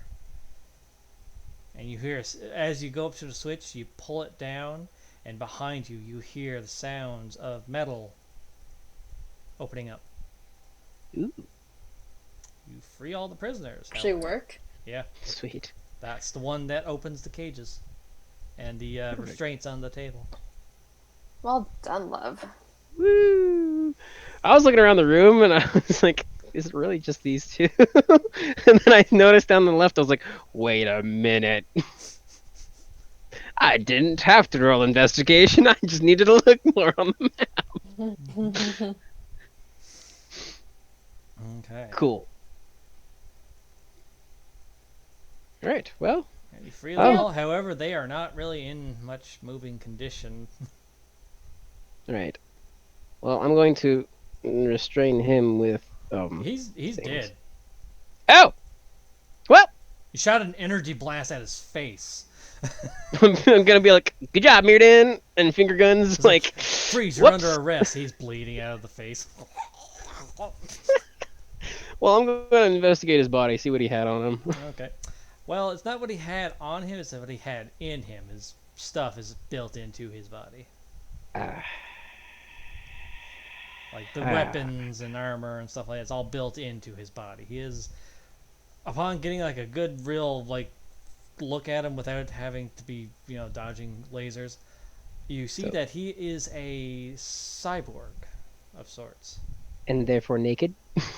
Well, here, I'll actually just show you his full body picture. Where is he? That. Oh. Ooh. Oh. Mhm. Oh. I see something in his holsters. Those do an investigation as he does have compartments on him, but the compartments. Yes! Yes! Ah! So you start feeling this cyborg dude up, and It was so frustrating to have high rolls on the other end. Alright, I'm happy now. I can die happy. yeah, you find the self-destruct switch and you die. I knew it. No, you find in little pouches and stuff like that. They like open up. They're mechanical. They seem to be just like, you seem to find these little almost capsule-like things. Huh. You're not exactly sure what they are, but when you investigate the guns, you find the same thing built into the guns. They seem to be like battery packs or energy packs for the guns. Interesting. Yeah. I'm going to take the battery packs. Okay. And see what I can do with them. 6 of them. 6? Okay. 6 battery packs. Would it be inhumane to cut off one of his guns? Well, I mean, he's dead and he's a monster. Nope. Cyborg. Alright, I'm going to remove his guns. Okay, That that will be a survival check with disadvantage simply because he is a machine with integrated metal and flesh, so it's going to be a bit tricky. Got it. Yeah. So, I'll use my crowbar. I mean, do you have a crowbar? Yep. Okay. I bought one before we came in. Okay, so just a normal roll then. Well, huzzah! Fuck! Hold on now. So that somehow the crowbar snaps. I'm just like, son of a bitch! And I throw the crowbar off to the Severity side. rolls tonight are against us. Well, against everything that lives. that is highest severity. So yeah, you start bending the crowbar. All of a sudden, how did I break a crowbar? I just I looked to Ruby like, how is this possible? I don't know. Maybe he's really dense. I just look at my crowbar, just real mad, and I toss it to the side and pout. Ruby's gonna use her crowbar. Okay. It's fucking funny. Not a nat 20, but she got a 24. And she manages to pry off the shoulder blaster. Okay. Yeah. The weapon that wasn't broken. Cool. Yeah. So she now has. She looks at you. It's like you lost your crowbar. You're not having a good day. It's like, here. I don't have any room anyway. So she hands you this huge, like high tech, fucking laser shoulder blaster. Cool. Yeah. I'm just gonna look at her, hold it, and like cradle it against myself. Like, thank you. From the cage behind you, crawling out very slowly on his stomach, basically, is Jeez. that Leon feller. I'm like, Leon, you should have just called out for me. I'm gonna go to help him. Yeah. He can't stand. So I'm going to help him. Yeah. He basically, you're gonna have to carry his weight if you're gonna help him up. Like he can't stand on his own at all. That's okay. I'll help him up. Yeah. He's not a heavy dude. He's around your size. Okay. But yeah, he looks. Roll a medicine check actually. Okay. Now you got a up close and personal look with him. 10. That's just good enough. Yeah, he has like where his hands are. You see burn marks that look like the bars on the cages, like their shapes. So you can only assume that if you press the bad switch. The bad switch. Yeah, someone probably would have got burned. Did. Yeah, you start as you help him up. You start to hearing more moaning from the rest of the cages, as the rest of the people are starting to wake up, but they're in a lot of pain. Mm-hmm. Yeah. What's Mirrodin doing? Mirrodin? We can't hear you. What? Really? No, there you go. Hello? Did you mute There yourself? you go. Damn it. Now we can hear you. Okay. So what's Mirrodin doing? So does Leon look the worst?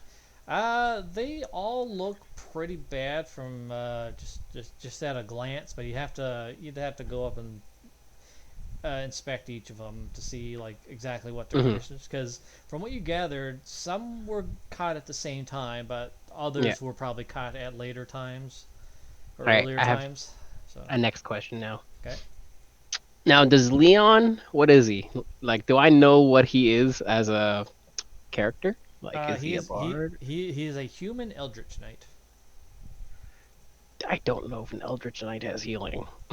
Roll an Arcana. Okay. No. Got it. Even if he did, he's not. He probably does not have the ability to do anything right now. Got it. Like he needs a hospital. Is basically the state he's in. Yeah, So a potion of healing would be exhausted. wasted on him, eh? Healing wouldn't be wasted. Like you would get them. They definitely need a hospital to deal with what they got wrong with them, but healing would help them get mobile, or at the very least, stabilize any of them. I have a potion of healing and one spell. So he has. She doesn't look bad at all, right? Her not as much, but she is unconscious. She seems mostly exhausted. Okay. Yeah. I think. Hold on. Let me count again. I mean, if you want, you could do a check to see who's actually injured. Like how many of them. Yeah. Yeah, I'd like to do that. Yeah, Mirrodin will start here. So I would say do a group medicine check if you're all going to be looking. Okay. So group medicine. Group medicine. There we go. There you go. Damn it. 15, 19. And Ruby's helping. Take that, my +1. Ruby with her 0 still helps. Yay! It's like, oh, you're +1, you're +8, please. I'm keeping up with a +0. Starts flipping y'all off. Anyway, yeah, with that, let's see here. Who's injured? There's Leon. There is. Ignore that. Hold on, I gotta get my script because there is 1, 2, 3, 4, 5, 6, 7, 10, 11, 12, 13, 14 people. Alright. Mirrodin heal 6. Oh my goodness. Yeah, Ruby can heal 4. I got 2. So 6 plus 4 is 10. 2. Let's see how many is actually injured to the point where they need healing. Let's see here. I have them all in groups here. So 1, 2, 3. Yeah, I have 1 level 5 spell, so if Level anyone 5? isn't, like, yeah. You don't have level 5 spells yet. Right, level 4. I'm sorry. I was Yeah. gonna say, what? She probably counted cantrips. Yeah, I did. I'm like 1, 2, 3, 4, 5. No, it's level 4. Alright. I see it now. Yeah, I have 1 level 4 spell, so if anyone is like almost dying, I'm sure they'd appreciate it. Yup. Alright, so there are at least 5 or more people that need actual healing. They don't seem like they're combat type of people.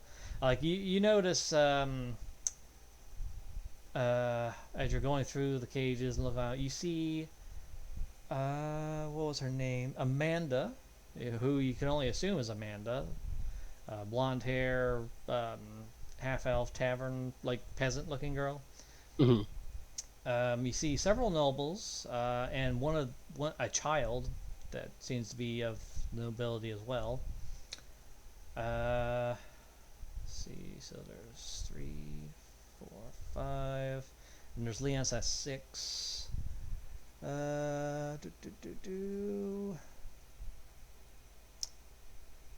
Yeah, those would be the only ones, the non-combat. Well, Leon, you can only assume got hurt from trying to protect someone, but got his ass kicked. Yeah. Yeah. So 6 people need to heal. Okay. Well, Bean, don't waste your high spells. Okay. How about we do 2 each? Yeah. Sure. Okay. Ruby will use up 2 of her potions. I'll use one of my potions and then a spell of Cure Wounds. There you go. Alright. And Mirrodin use whatever healing you choose to use. I shall use Cure Wounds twice. Alright. So yeah, you get the non-combat people healed up. And you start like pulling them out of the cages and just like gathering them together. You see the guards for the nobles. See a few other people here. Oh, I have to zoom in. I can't see on my side. There we go. You see the little girl run over to this guy here, just like hugs him. Probably assume that they're family. The other guards start coming out. Is she still unconscious? Do another medicine check. Oh no. Okay. She seems to be mostly sleeping at this point. You hear like a slight purring as she's sleeping. I can't help but reflex and like pet her head. Roll sleight of hand. Oh no. Oh no. You're good. Two. You just pet her head a little bit, and her ears like twitch a little, but she kind of has a smile in her sleep. I'm like, I knew you were awake. No, she's still asleep, but like, Oh yeah. she probably felt that in her dream. Oh yeah. Fair enough. Well, if she's asleep, is everybody able to walk now though? The ones you healed, yes, they're on their feet. Yeah. There's a few others. You see a tiefling woman, half orc lady who looks more on the pretty side, despite the orcish genetics. Got it. Right. You see several guards, and I think that's it. They're all awake at this point, except the cat. The cat's asleep, but you already know her. You can already assume who the fuck that is. Yeah, I already know who she is. All right. So they're mostly just groggy, trying to like get their bearings. Some of them probably in that cage for like a week maybe. Yep. A lot of them look like they've been starved a bit. I have rations. If you wanted to use you want to spread some rations around. Yeah, I got 5 rations I can spread around. Yeah. I'll do that. Yeah, there's 14 people. They all kind of need food. So. Well, there's 5 of mine. All right. Does Ruby have rations? Oh, she does. She will. Fuck it. She'll use her 9. So that's 14. They start handing out food, giving out like sips of water and stuff like that.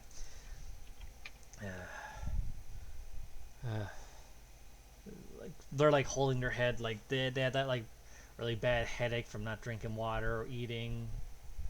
They're just holding their head, trying to get a grip on things. Mhm. And Leon, he's starting to get his senses back to him. Just think that the junior member came to my rescue. Everyone's gonna make fun of me now. I grin at him like, I didn't do it alone though. Oh, I don't recognize these two from the guild. That's because they're not from the guild. Oh, God, how long was I gone? I didn't even know you were gone, Leon. So probably not that. Oh God, I don't know how long I've been gone. It feels like a week, but I don't know. No one even noticed. Maybe I wasn't gone that long. Seems to be like he has no sense of like how much time has passed. He's been to the point where like is starving and torturing is to the point where like his brain's not in fully functioning right now. Right. I was tracking down some people during the night. Can't remember where I was. They had a noble, I think. He looks around. He points to the noble and the kid over here. Points to them. I was chasing after them. They were some shady people. I wasn't sure what happened. Oh God. I'm gonna go over to them and give them a bow and introduce myself. The moment you go over, all that's happening right now is the little girl is just holding on to her dad. She's just bawling her eyes out. I'll direct my attention towards the father, who is not. He's just like looking. He's making eye contact with you, but he's like just holding his child's head, just patting her on the back of the head. I'll give him a bow and I'll say, "I take it you're the Yars guard." No. I'm sorry. Katie, come. All the bad people are gone now, right? All the heroes are here to help us. And she just looks up. She has this like snot and tears, and her face is all gooey, messy. Does she mind if I use prestidigitation on her? Do you mind if the nice man here cleans your face up? She just like she just shakes her head. She doesn't mind. All right, I'm going to use prestidigitation on her face but give her like really fake like hand gestures to like make it a little bit flamboyant for her, so that she's not all shy about it. Yeah. She starts just magic rubbing the yeah, snot. like I was like a do magic trick type of thing. Yeah.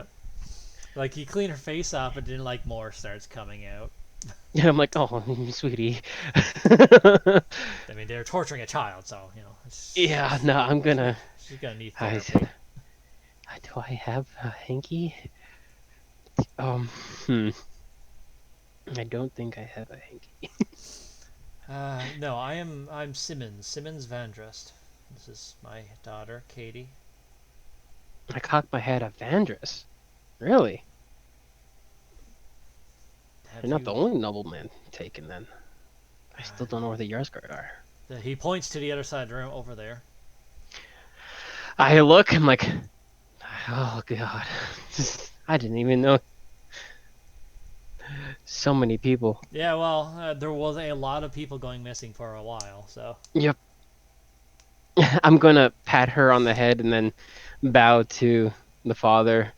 You're safe now, and then go investigate and talk to the Yars guards. As you turn away and go walk to the other nobles there, you hear a very weak, like, thank you from the kid.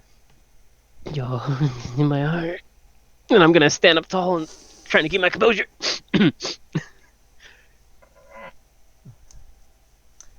So you come over to these two, and let's see here.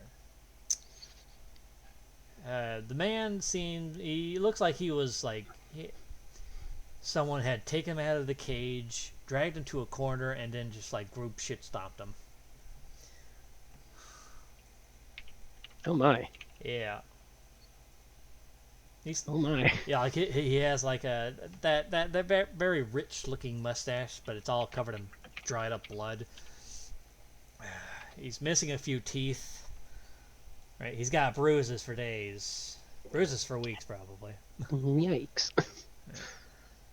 He's kind of like holding like his ribs mostly. Yeah. Fucking shit stomped. I take you here with the Heroes Guild. Yes. Lev Rocco at your service. Rocco. Must be my imagination then.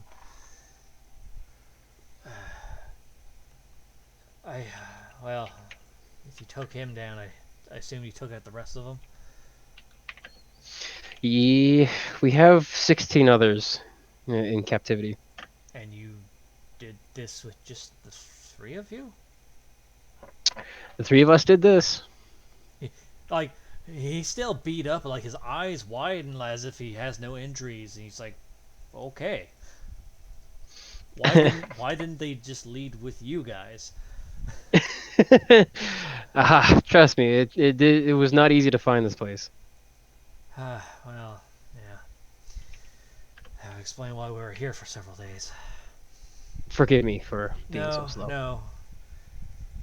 We fund the Heroes Guild specifically for reasons like this.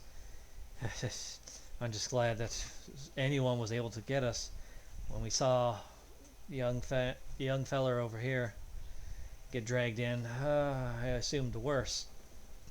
If the Heroes Guild couldn't help us, then, well, we're screwed. I'll give him a big grin. I appreciate the praise, but alas, only I'm from the Heroes Guild. These two are civilians, just helping. Ruby people just out. like turns her head. Yes, civilians, and nothing else. I'll wink at her. Just continues And then, like. well, Mirrodin puts up his hand. Actually, I'm considering joining the Heroes Guild now. I'm like, wonderful. I can put in a good word for you. I think Is there a recruitment process? every so often they do a entrance exam they do like a group of people at one time. Oh, like the Hunter's exam. Yeah. Pretty much. Sweet. Think more like the entrance exam for My Hero Academia. Oh, okay. Like in season 1. Not as competitive, but still Okay. pretty intense. Yeah. Like it's a group of people all at once. And anyway. So, Hunter's exam. Yeah, essentially. Anime entrance exam to anime factions. There you go. Yep. That's what Yeah, you're gonna go through. Mirrodin would be my how would it be? My what's the term? I'm drawing a blank. I had it on the tip of my tongue and then I just lost it. Kohai? No. Well, yes. Yes, absolutely, but no. Sidekick? Squire? Another word for squire. No, I believe squire is the term. Well, no, that's the knight term, but I mean it not tribute, but I'm her. It's gonna kill me because I know what it is. Come back to me. Partner? No. Ward. It's closer, but no. person come. that helps you with your job. Yes, but it's not. That's not it. Just move on. I will investigate things. It's hurting me. Hello. Don't make me laugh. I have bad Okay. asthma. I'm sorry. Actually, my asthma's been kicking my ass lately. But anyway, sorry, where were we? Lost my train of thought now. God damn it. Sorry. Words! Yeah, Mirrodin mentioned Heroes Guild. And this guy here, yeah, he was surprised that it was just the three of you. Yeah, I think that's where he left off. The last thing he Yeah. said. Yeah. Oh no. Ruby was like, yeah, civilians and nothing else. Yes. Yep. And I'll wink at her, and then I'll take his hand and shake it, and then as I'm holding his hand, pat him on the shoulder, like, I'm gonna go check on the others. You notice the woman right next to Mirrodin, or Mirrodin, you notice the woman next to you. Human woman, long blonde hair, has like a very rich outfit, very regal. She looks like she has. Well, I mean, you guys tended to like the immediate physical injuries, but when you were dealing with her, she looked like she was almost bludgeoned in the side of the head with something. Oh, yikes. Like she can't open her left eye. She has a huge like abrasion on the side of her head. And but she's standing like you did the immediate healing, so they're all fine for now. Yeah. But she's like looking at you with like one eye closed, trying to open it, but she can't. She's like trying to focus her vision a bit. Are you? Yeah, Mirrodin goes up to her. Do you require extra healing? No, just trying to focus my vision a bit. She's like looking at you, and she like tilts her head slightly, and she kind of does this thing where she like pulls her eyelid back. She's trying to like clear her eye a bit. Oh, sorry, I've almost mistaken you for a homeless person. Please forgive me. I can't see very well right now. I meant no disrespect. It's just very hard to see.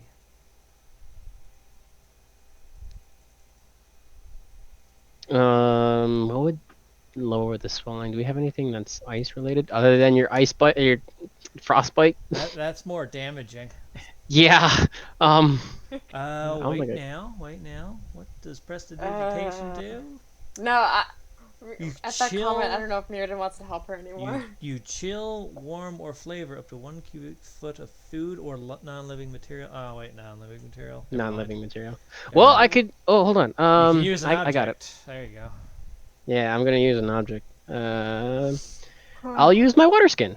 Oh, there you go. I will cool the water skin, and then I'll put it on her swollen area, and I'll be like, just apply light pressure, and if it gets too unbearable, take it off for a bit. Yeah.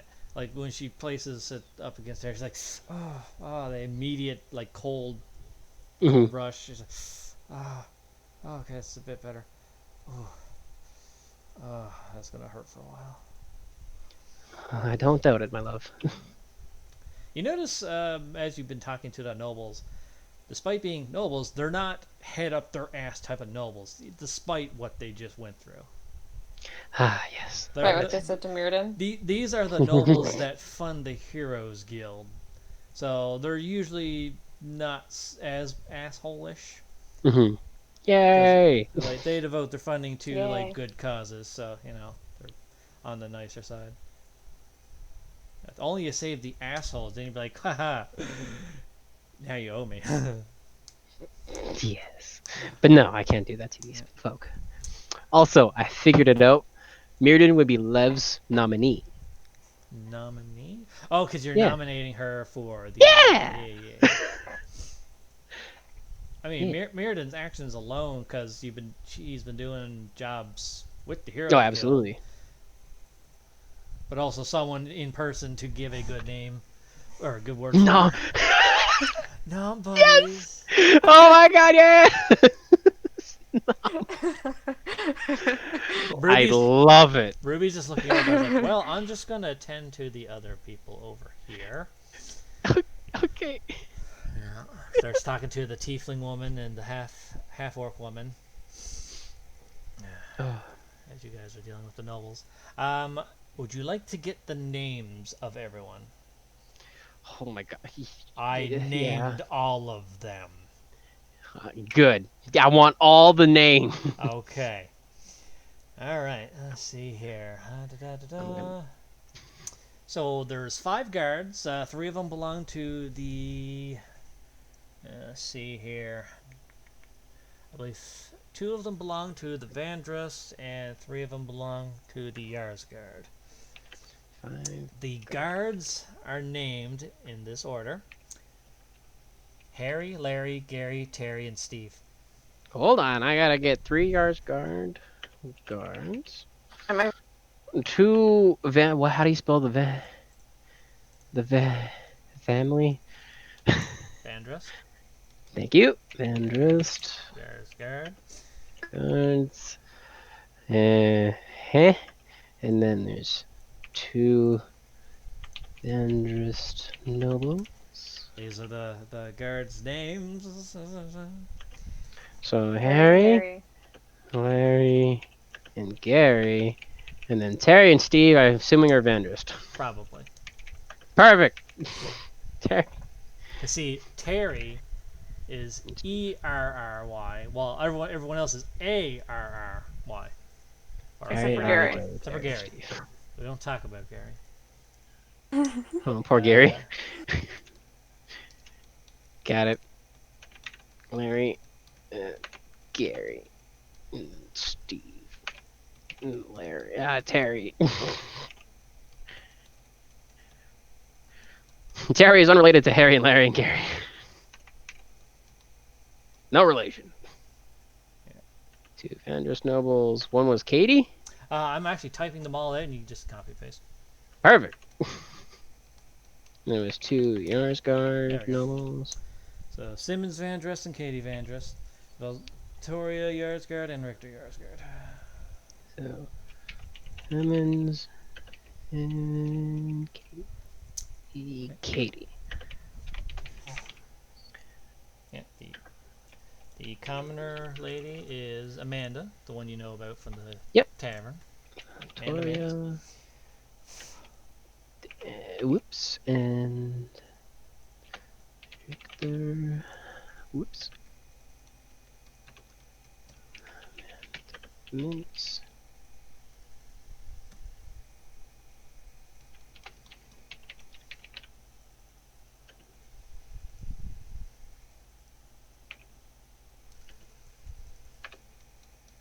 And then we got 1.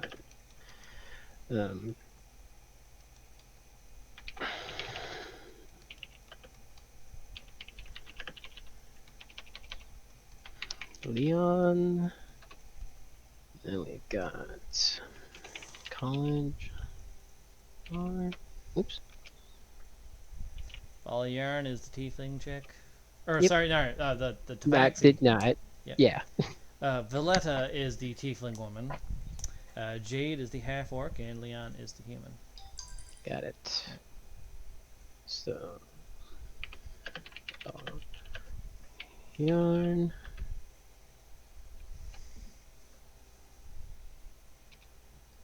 Oops. Ball of yarn. Valletta.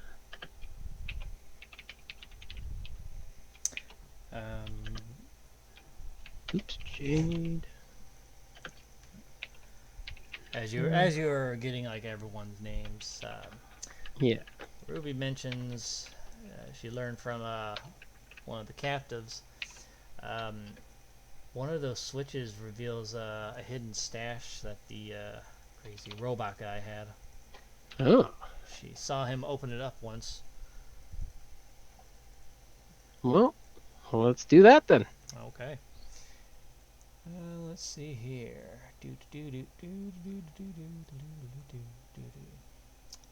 Alright, she's gonna go over to the 2 switches again.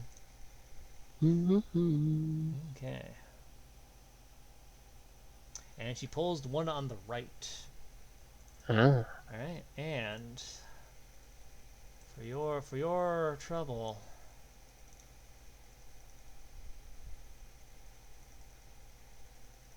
12 chests pop out of the ground. Holy shit! Well, I'm going to roll Arcana real quick.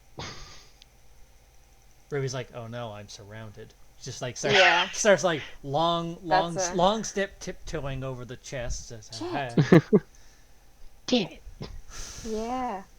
It's like, "Oh my god, these things are super magical," but you can't tell if they are or not.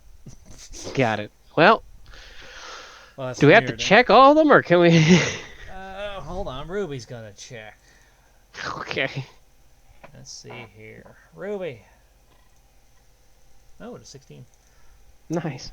They are not, but hold on, they are not magical. There's no magic on them. Got it. However, I feel like some of them could be very scary.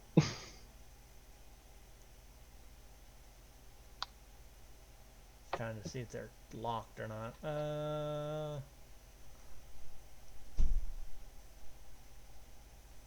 Nope, they are not locked. All There's right. 12 chests and 3 of you. Do you wanna split 4 each? Sure. Sure. Okay. Who wants to go first? Pick random chests. Who wants to go Mirrodin first? chooses those. All right. I'll take the ones in the middle then. Okay. These 4. Okay, and then Ruby will take 4 on the left. over there. All right. All right. Just up there. There you go. All right. So who wants to go first though? Mirrodin, go first. Okay. So you're gonna open your chests, and let's see what does. Open chests. I'm gonna put Chest. some fun music on. While you do that, I'm going to sing a song.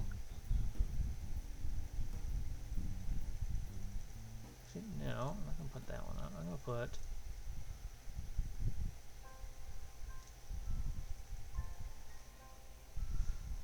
No, that was the one. But I'm gonna put the tavern one on.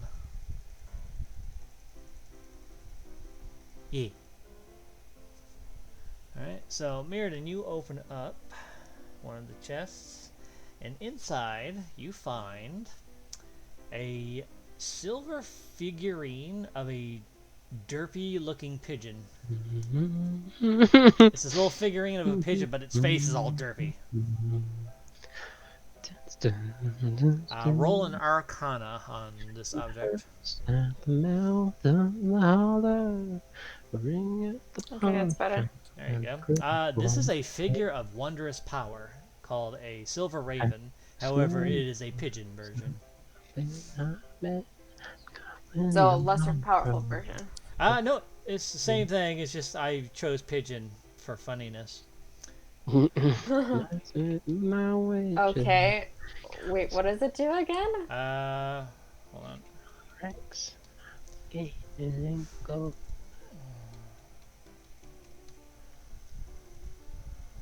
Figurine of wondrous power. That's what's called. All right, so the silver raven.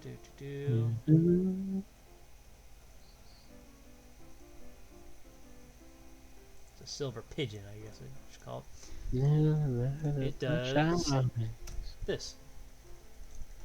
The silver statuette of a raven pigeon can become a pigeon for up to 12 hours. Once it has been used, it can be used again until 2 days have passed. While in raven form, the figurine allows you to cast the animal messenger spell on it at will. Huh. Yep. Well, Cool. pigeon makes sense now. Yes. Yes. Pigeon. As long as you don't get the derpy face as well. But it's an adorable little derpy pigeon figure. It just looks animated then. Mm-hmm. Mirrodin Alright. will happily pocket the derpy pigeon. Derpy pigeon. Derpy pigeon. Yeah. Nice. Alright, let's see. Is that in one chest? That was in one of the chests. Okay. Mhm. Go on to the second chest. Alright, second chest. I made these with love, alright? So, Yay! take them. One. Take them! Alright, let's see here.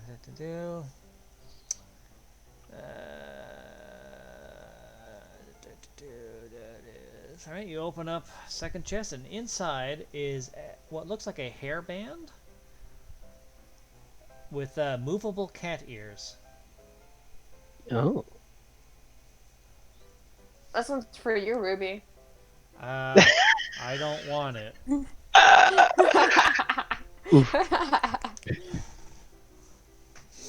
Oh, then I'll toss him to Lev. Well, that's your chest. He has his own 4 chests. I know. But you can I wear just saw this as a gift. You can have the cat ears though. Okay, what do the cat ears do? Nothing at first glance, but put them on.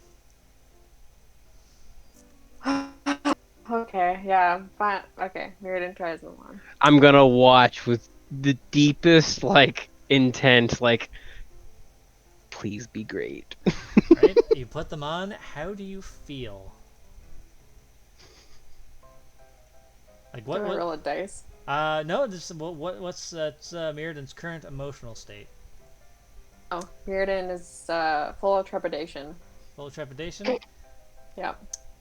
Okay. I don't know how to describe that in cat ear movements, but the ears move in a manner dependent on how you feel.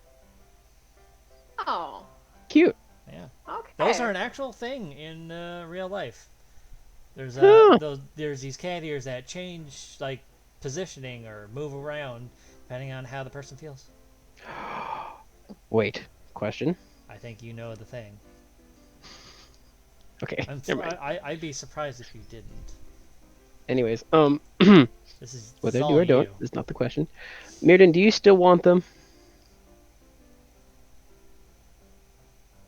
How about you all open up your chests first, Yeah. and then Okay. you could do trades. How about that? Trades. Okay. Yep. All right. Sure Okay. enough.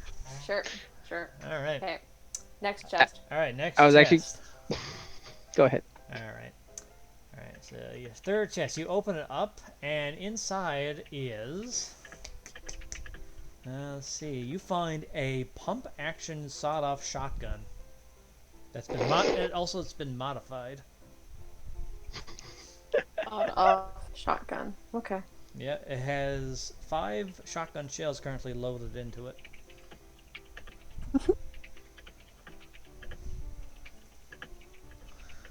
Alright. Let's see, find a shotgun. Okay, and 4th chest, you open that up. And inside is a pair of... What does this do? Max Mirrodin again. Get the fuck out. Alright. So, you open up your 4th chest, and inside is a pair of panda design onesie pajamas. Okay. Cool. Clothes. Yeah, well, there's a pair of onesie. It has received clothes. Yeah. Oh my god. You're free now.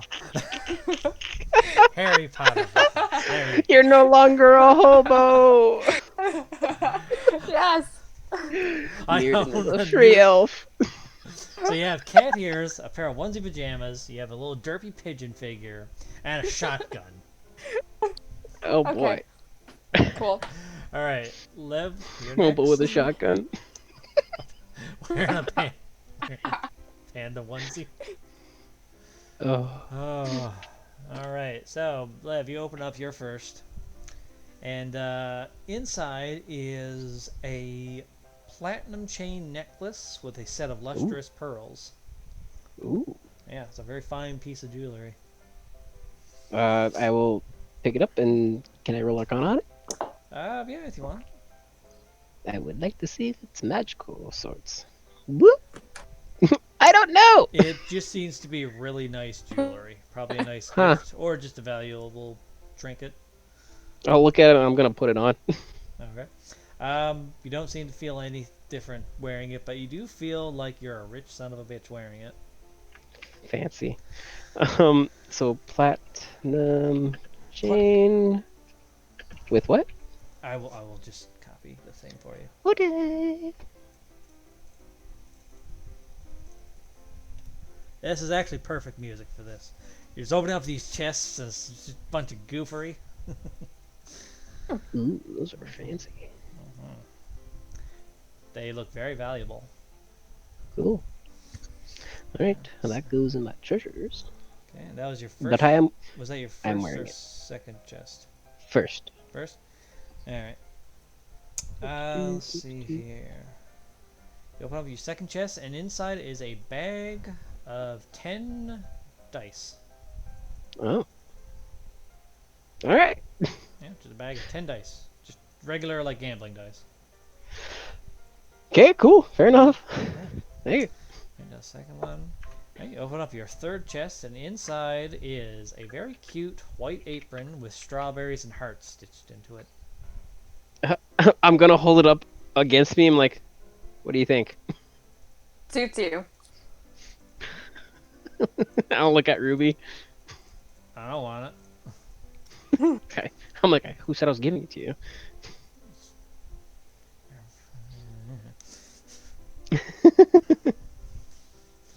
It looks like something one of your family members would probably like. Yep. Alright. And that was your third chest? Yep. Alright. Open up your fourth chest, and inside is this mechanical, almost like a sword handle. Oh. Looks like it's high tech. Well, I will pick it up. It's pretty light. You notice at one end, where you assume a blade should be, there is a crystal. Huh. I'm not gonna look at it because something might happen, but I'm gonna try and like smack and like investigate the handle to see if I can do something with the light. Roll investigation then. Okay. See if I can dumb my way through this. Around the hilt, the hilt's well, it's not really much of a hill. It's just like a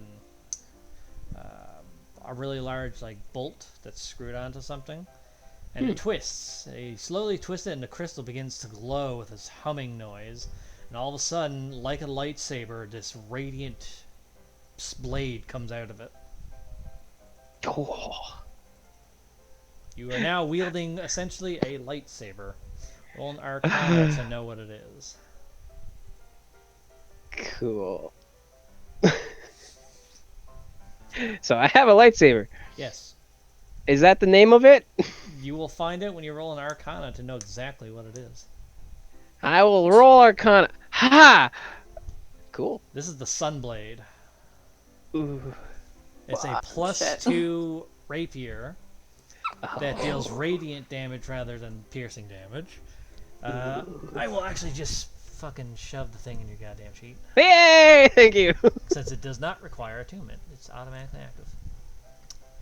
Totally messed up and deleted my token. I'm sorry. Wow. How do you? What? What did you do? No. What? How? What? There we go. Stop touching things. The Stop touching that Mutant shotgun. just booped out of existence. Alright. Sunblade. When Bean tries to help and break stuff. Alright. Sunblade. This item appears to be a longsword hilt. It's actually... It's a longsword, but it has the finesse property. Okay. Yeah. Which I believe, being a bard, you're still proficient with longswords, if I'm not mistaken. Simple. Let's see. Oh, if you're proficient with short swords or long... Oh, yeah, you are. Yep, short swords and long swords. Yeah. It's due to my college of swords. Yeah. Alright, so while grasping the hilt, you can use a bonus action to cause a blade of pure radiance to spring into action or make the blade disappear.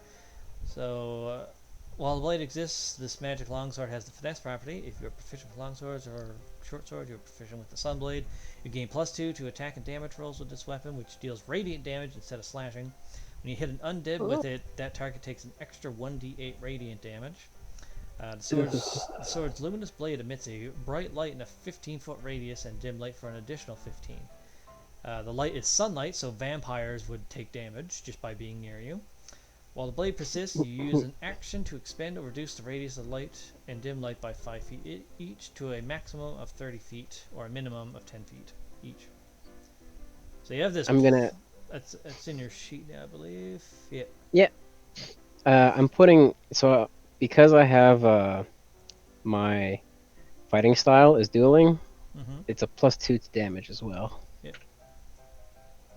There we go. Yeah, it's +2 magic and +2 additional damage. So. Yep. Yeah, where it shows the magic bonus is already there. You're gonna see Alev use his weapons much more now. Hold on, I just gotta do something with the sunblade. Sorry, I put it at the top. Yep. It's because it should be a 1d8. Undead killer.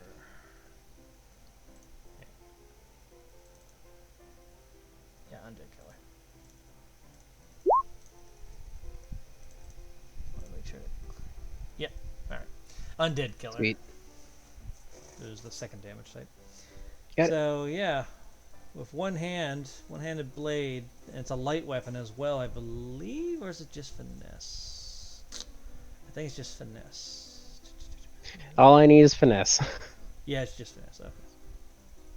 Oh, right. And that. Does not need to be light. All right. That was your fourth chest? Yep. All right. Ruby's going to open hers. It's like Christmas. Right? It is. Okay. So Ruby opens up her first chest, and inside is a big old box of crunchy chocolate bars. Ooh. This guy had some weird fucking treasure. Indeed he did. Yeah, there's 8 bars in this box, and each bar is 6 inches. She holds the box up. I was like, I will trade anything for this. I don't like chocolate. I'm like, what do I have again? I gotta go back to my thing. Well, wait till she gets the rest of her shit out first. I'm like, I got a bag of dice. I don't gamble. Oh, well, that's not fun. Alright, she opens. Messenger pigeon. Bean, call it what it is. Derpy pigeon. Derpy pigeon, right. Derpy pigeon. Derpin. I don't know. I'm not willing to trade the pajamas. Pajamas are now Mirrodin's. It's her. And the shot of shotgun. Love it. You're gonna use a shotgun?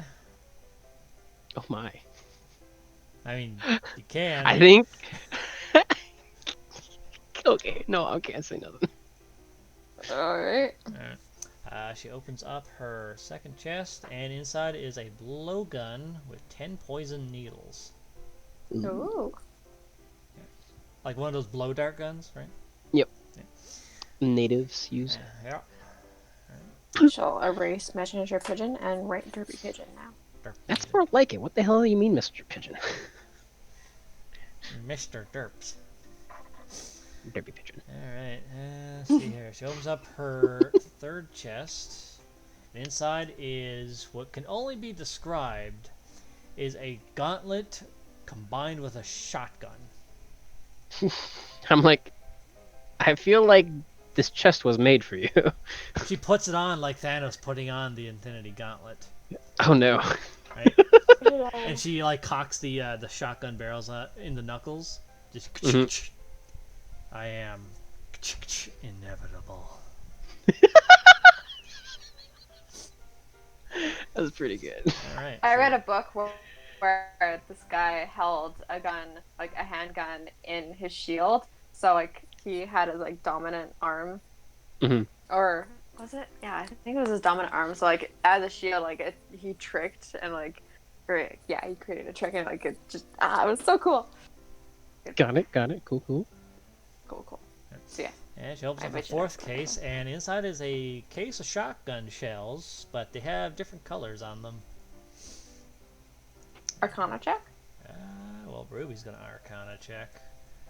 Where's her sheet? There's her sheet. Mirrodin just like, I want Arcana check it. I want to do it. Yeah, 14. I'm curious. Mirrodin's curious. She pulls one out and she holds it between two fingers, right? And you swear you see within the shell itself there's like this current of electricity. Ooh. Like, I think this one does lightning damage. She has a case of chromatic shotgun shells. Cool. Here. Very cool. And that is her stuff. Gotta put that in. Alright, so box of chocolate bars. Morning sun will be sailing. Won't you come with me? Where the What else did she get? meets the Oh, sky, and a blowgun. and the clouds roll by. We'll sing the song of the sea.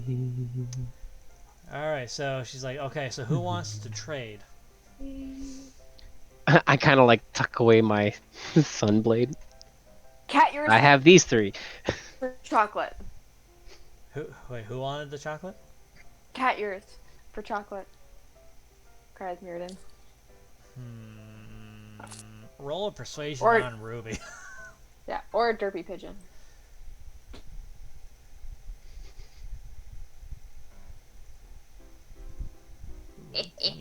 Oh my. Does Ruby want to take that, I wonder?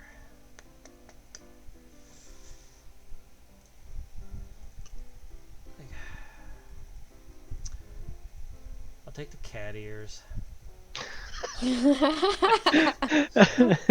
Yes. So you have a box of crunchy chocolate bars. Each bar is 6 inches, and there's 8 bars in a box.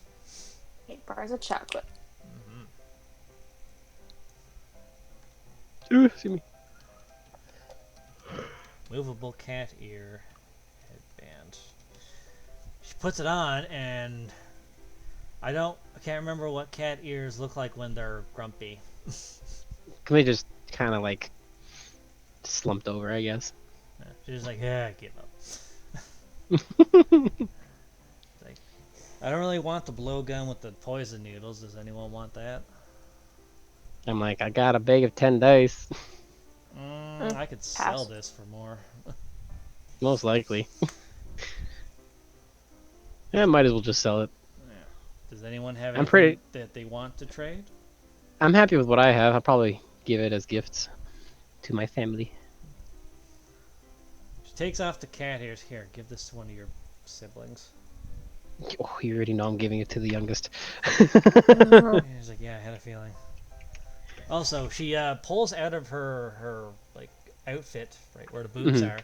Remember at the entrance where you're looking through the bookshelves and you found cookbooks? Yeah. Yeah, she snagged one. It's like, here, give this to your mom. Maybe. I'm like, alright. The cookbook. She hands this to you, and then at that moment you realize, wait, this was tucked in with her boobs. I hold it tighter. She like tries to take it back. Just kidding. All right. So I'm gonna give her cat ear headband. Sawed off shotgun. Okay. We'll see how. Can it be used? She looks at you as like, do you want to trade the blowgun with the 10 poison needles for that shotgun? Right, because you have the ammunition, don't you? Yeah. Well, the shotgun you have is loaded, but she has a case of special ammo as well. Yeah. Sure, I'll trade her. Alright. So she gives you a blowgun with 10 poison needles. Just put that there. Just take a sawed off shotgun modified. 5 So you do your trading around. She got rid of the cookbook. Sweet.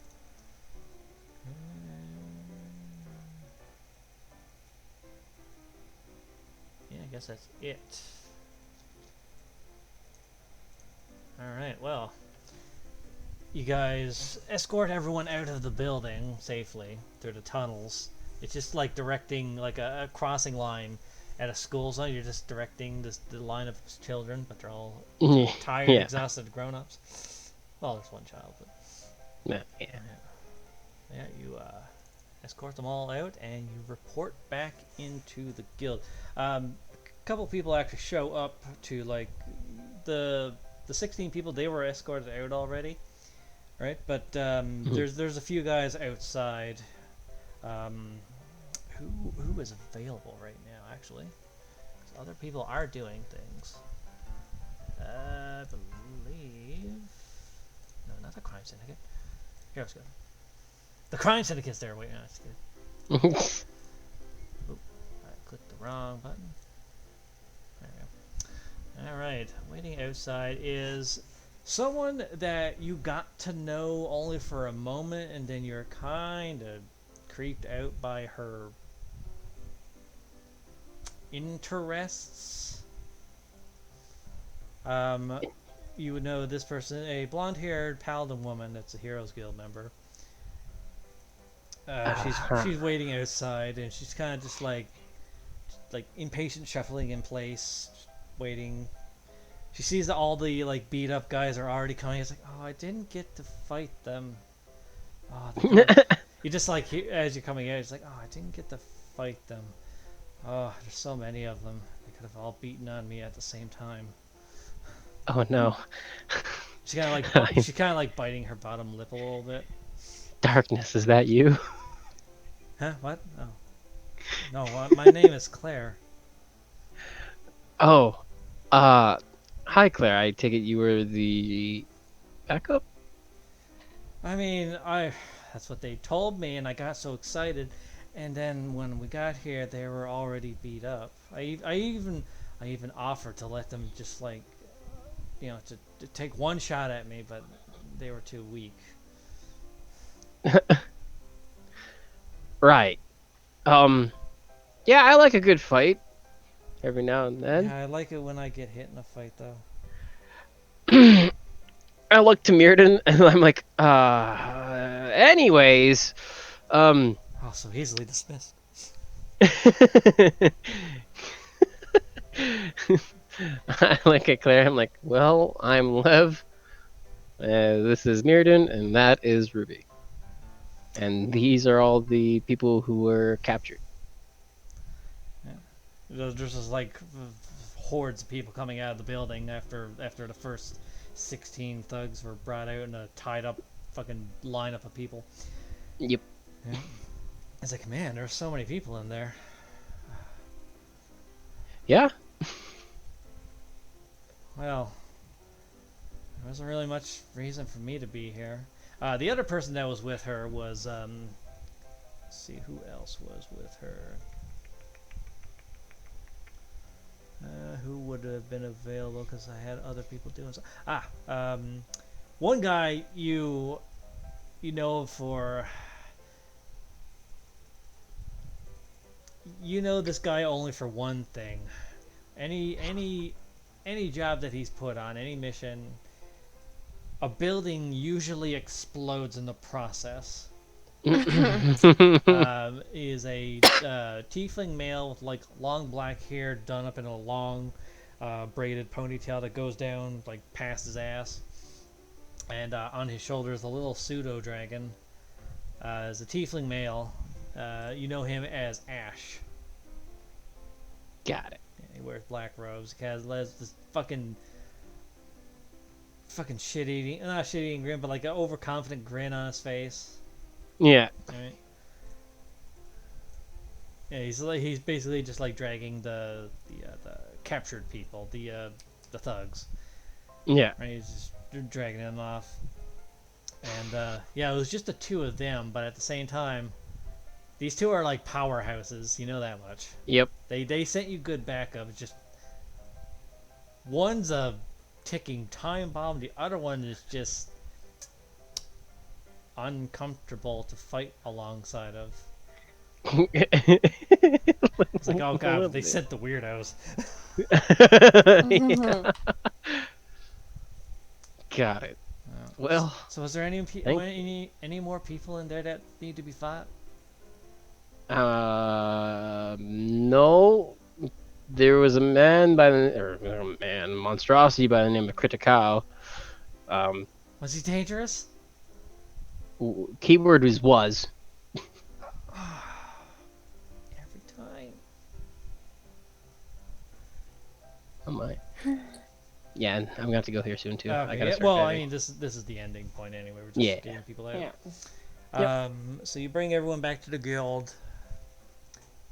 You just a whole fucking army of people walking through the streets. It's pretty late at this point anyway, and you're in there for quite some time, investigating each room, fighting, and also tending to people. You're there for several hours on that alone. But you come back to the guild. Nancy is there. She's kind of like, she's not in her house coat because she doesn't live here, but like she looks like she's ready to go to bed. But she's waiting on you guys to come back for a report because she figured, you'll be back today. And she just sees this army of people coming into the building. Oh, I'm like, sorry, Nancy. I'm not sleeping tonight. But I take it everyone survived? The only casualty was the monstrosity in the basement there. Okay, you can tell me all about that tomorrow. The captured people, you got them, right? Yes, we brought him in. Okay. Them in. I'll ask you people to wait here. She's talking to like the missing people.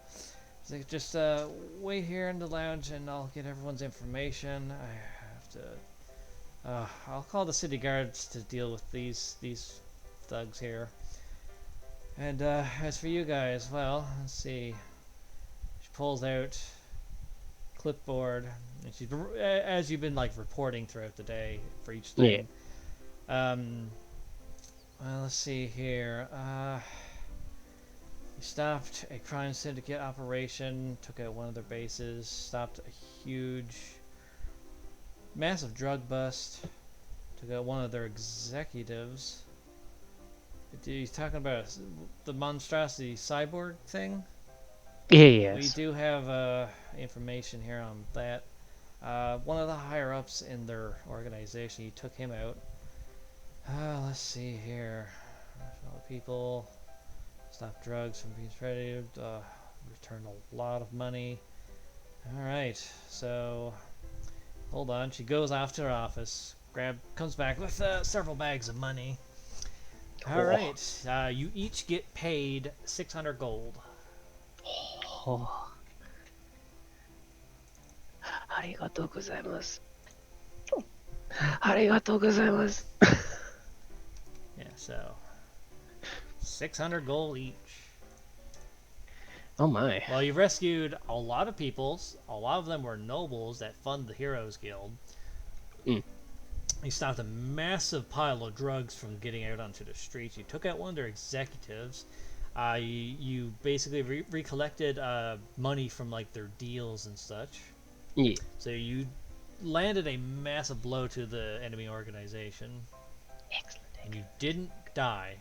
Even though the Yay! fucking final boss of it was... Oh, he got so many nat ones and the worst severity. Like, what the fuck is this shit? Yay! Literally, the army of thugs, the grunts, they gave you way more trouble. But only They really were. Only because there was a lot of them. Just because there's so many of them. Yeah. Well, that's the thing that the heroes can always face when going against them is the enemies always have way more numbers.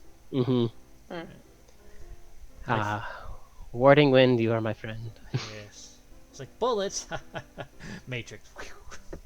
But, yeah, so with that, what is for the characters, it's nighttime at this point. Is everyone going back to Lev's house, or? Yeah, everybody's free to come back to my place. Okay. We got the room now. Mm-hmm. Alright, so you head on back to Lev's house to get some well-needed rest. You have a whole bunch of treasure and money now that you can finally spend on stuff. Yay! Wait, what was our share of the 600 each. 600 Each. gold? Yep. Yep. What you guys ended up accomplishing with just the three of you was a massive thing. Yay! And without Fickle there to fuck it up, everything went perfect. Yay! Think about it. Someone Yeah. would have died that didn't need to Imagine. die. Imagine if we pulled the wrong fucking lever. Imagine if he just went up to the levers and pulled them both. It's like, yay, treasure, everyone died. Yeah. Would Ball of Yarn have died? You don't know. Oh, jeez. So, did Ball of Yarn wake up? Well, like Sleepy Cat, just walking out with everyone else. I was gonna say, Out her face. if not, I would have carried her. No, she walked out with everyone else, but she was too tired to really talk. Most of the people were not in the best state for long conversations, just whatever they were able to talk at the time. But basically you got the best end result possible, so whatever happens later will be influenced greatly by how this quest went. Yay! So you'll head on back to Lev's place for some sleep. Your mom sees you come in, and you're all just like, today's over finally. Just let out a huge sigh of. And from here, a few days will pass. Okay. Yeah, like Okay, a few days. so rest, large rest. Yeah, you got like 3 or 4 days passing after all this here. So you Cool. can, if you want My your spells are back. characters to do stuff during those days, you let me know. And if it's Right, something well- I'll that's go from there. I have gifts for people. yeah, we'll do all that there in the next month when we have another session. Sounds good. Well, actually, is it Wednesday? I think it's Yeah. Wednesday. Are you good Wednesday, Bean? No, usually Wednesday is when I hang out with Keelan. Okay. Well, I could say this. If you're good, Andrew, everyone can do their stuff individually since it's all just your free time at that point. Okay. Because I believe now is when Justin's character will be coming in, so if he is available, have him come in. Cool. Cause yeah, I got a bit of shopping I want to do. I gotta give gifts out. I gotta check up on all the injured people. Ruby. Ian is gonna go shopping for a new wardrobe so he doesn't look like a fucking homeless person. Like a country bumpkin. Get your panda onesie enchanted, so that it turns you into a panda. Perfect. Cool.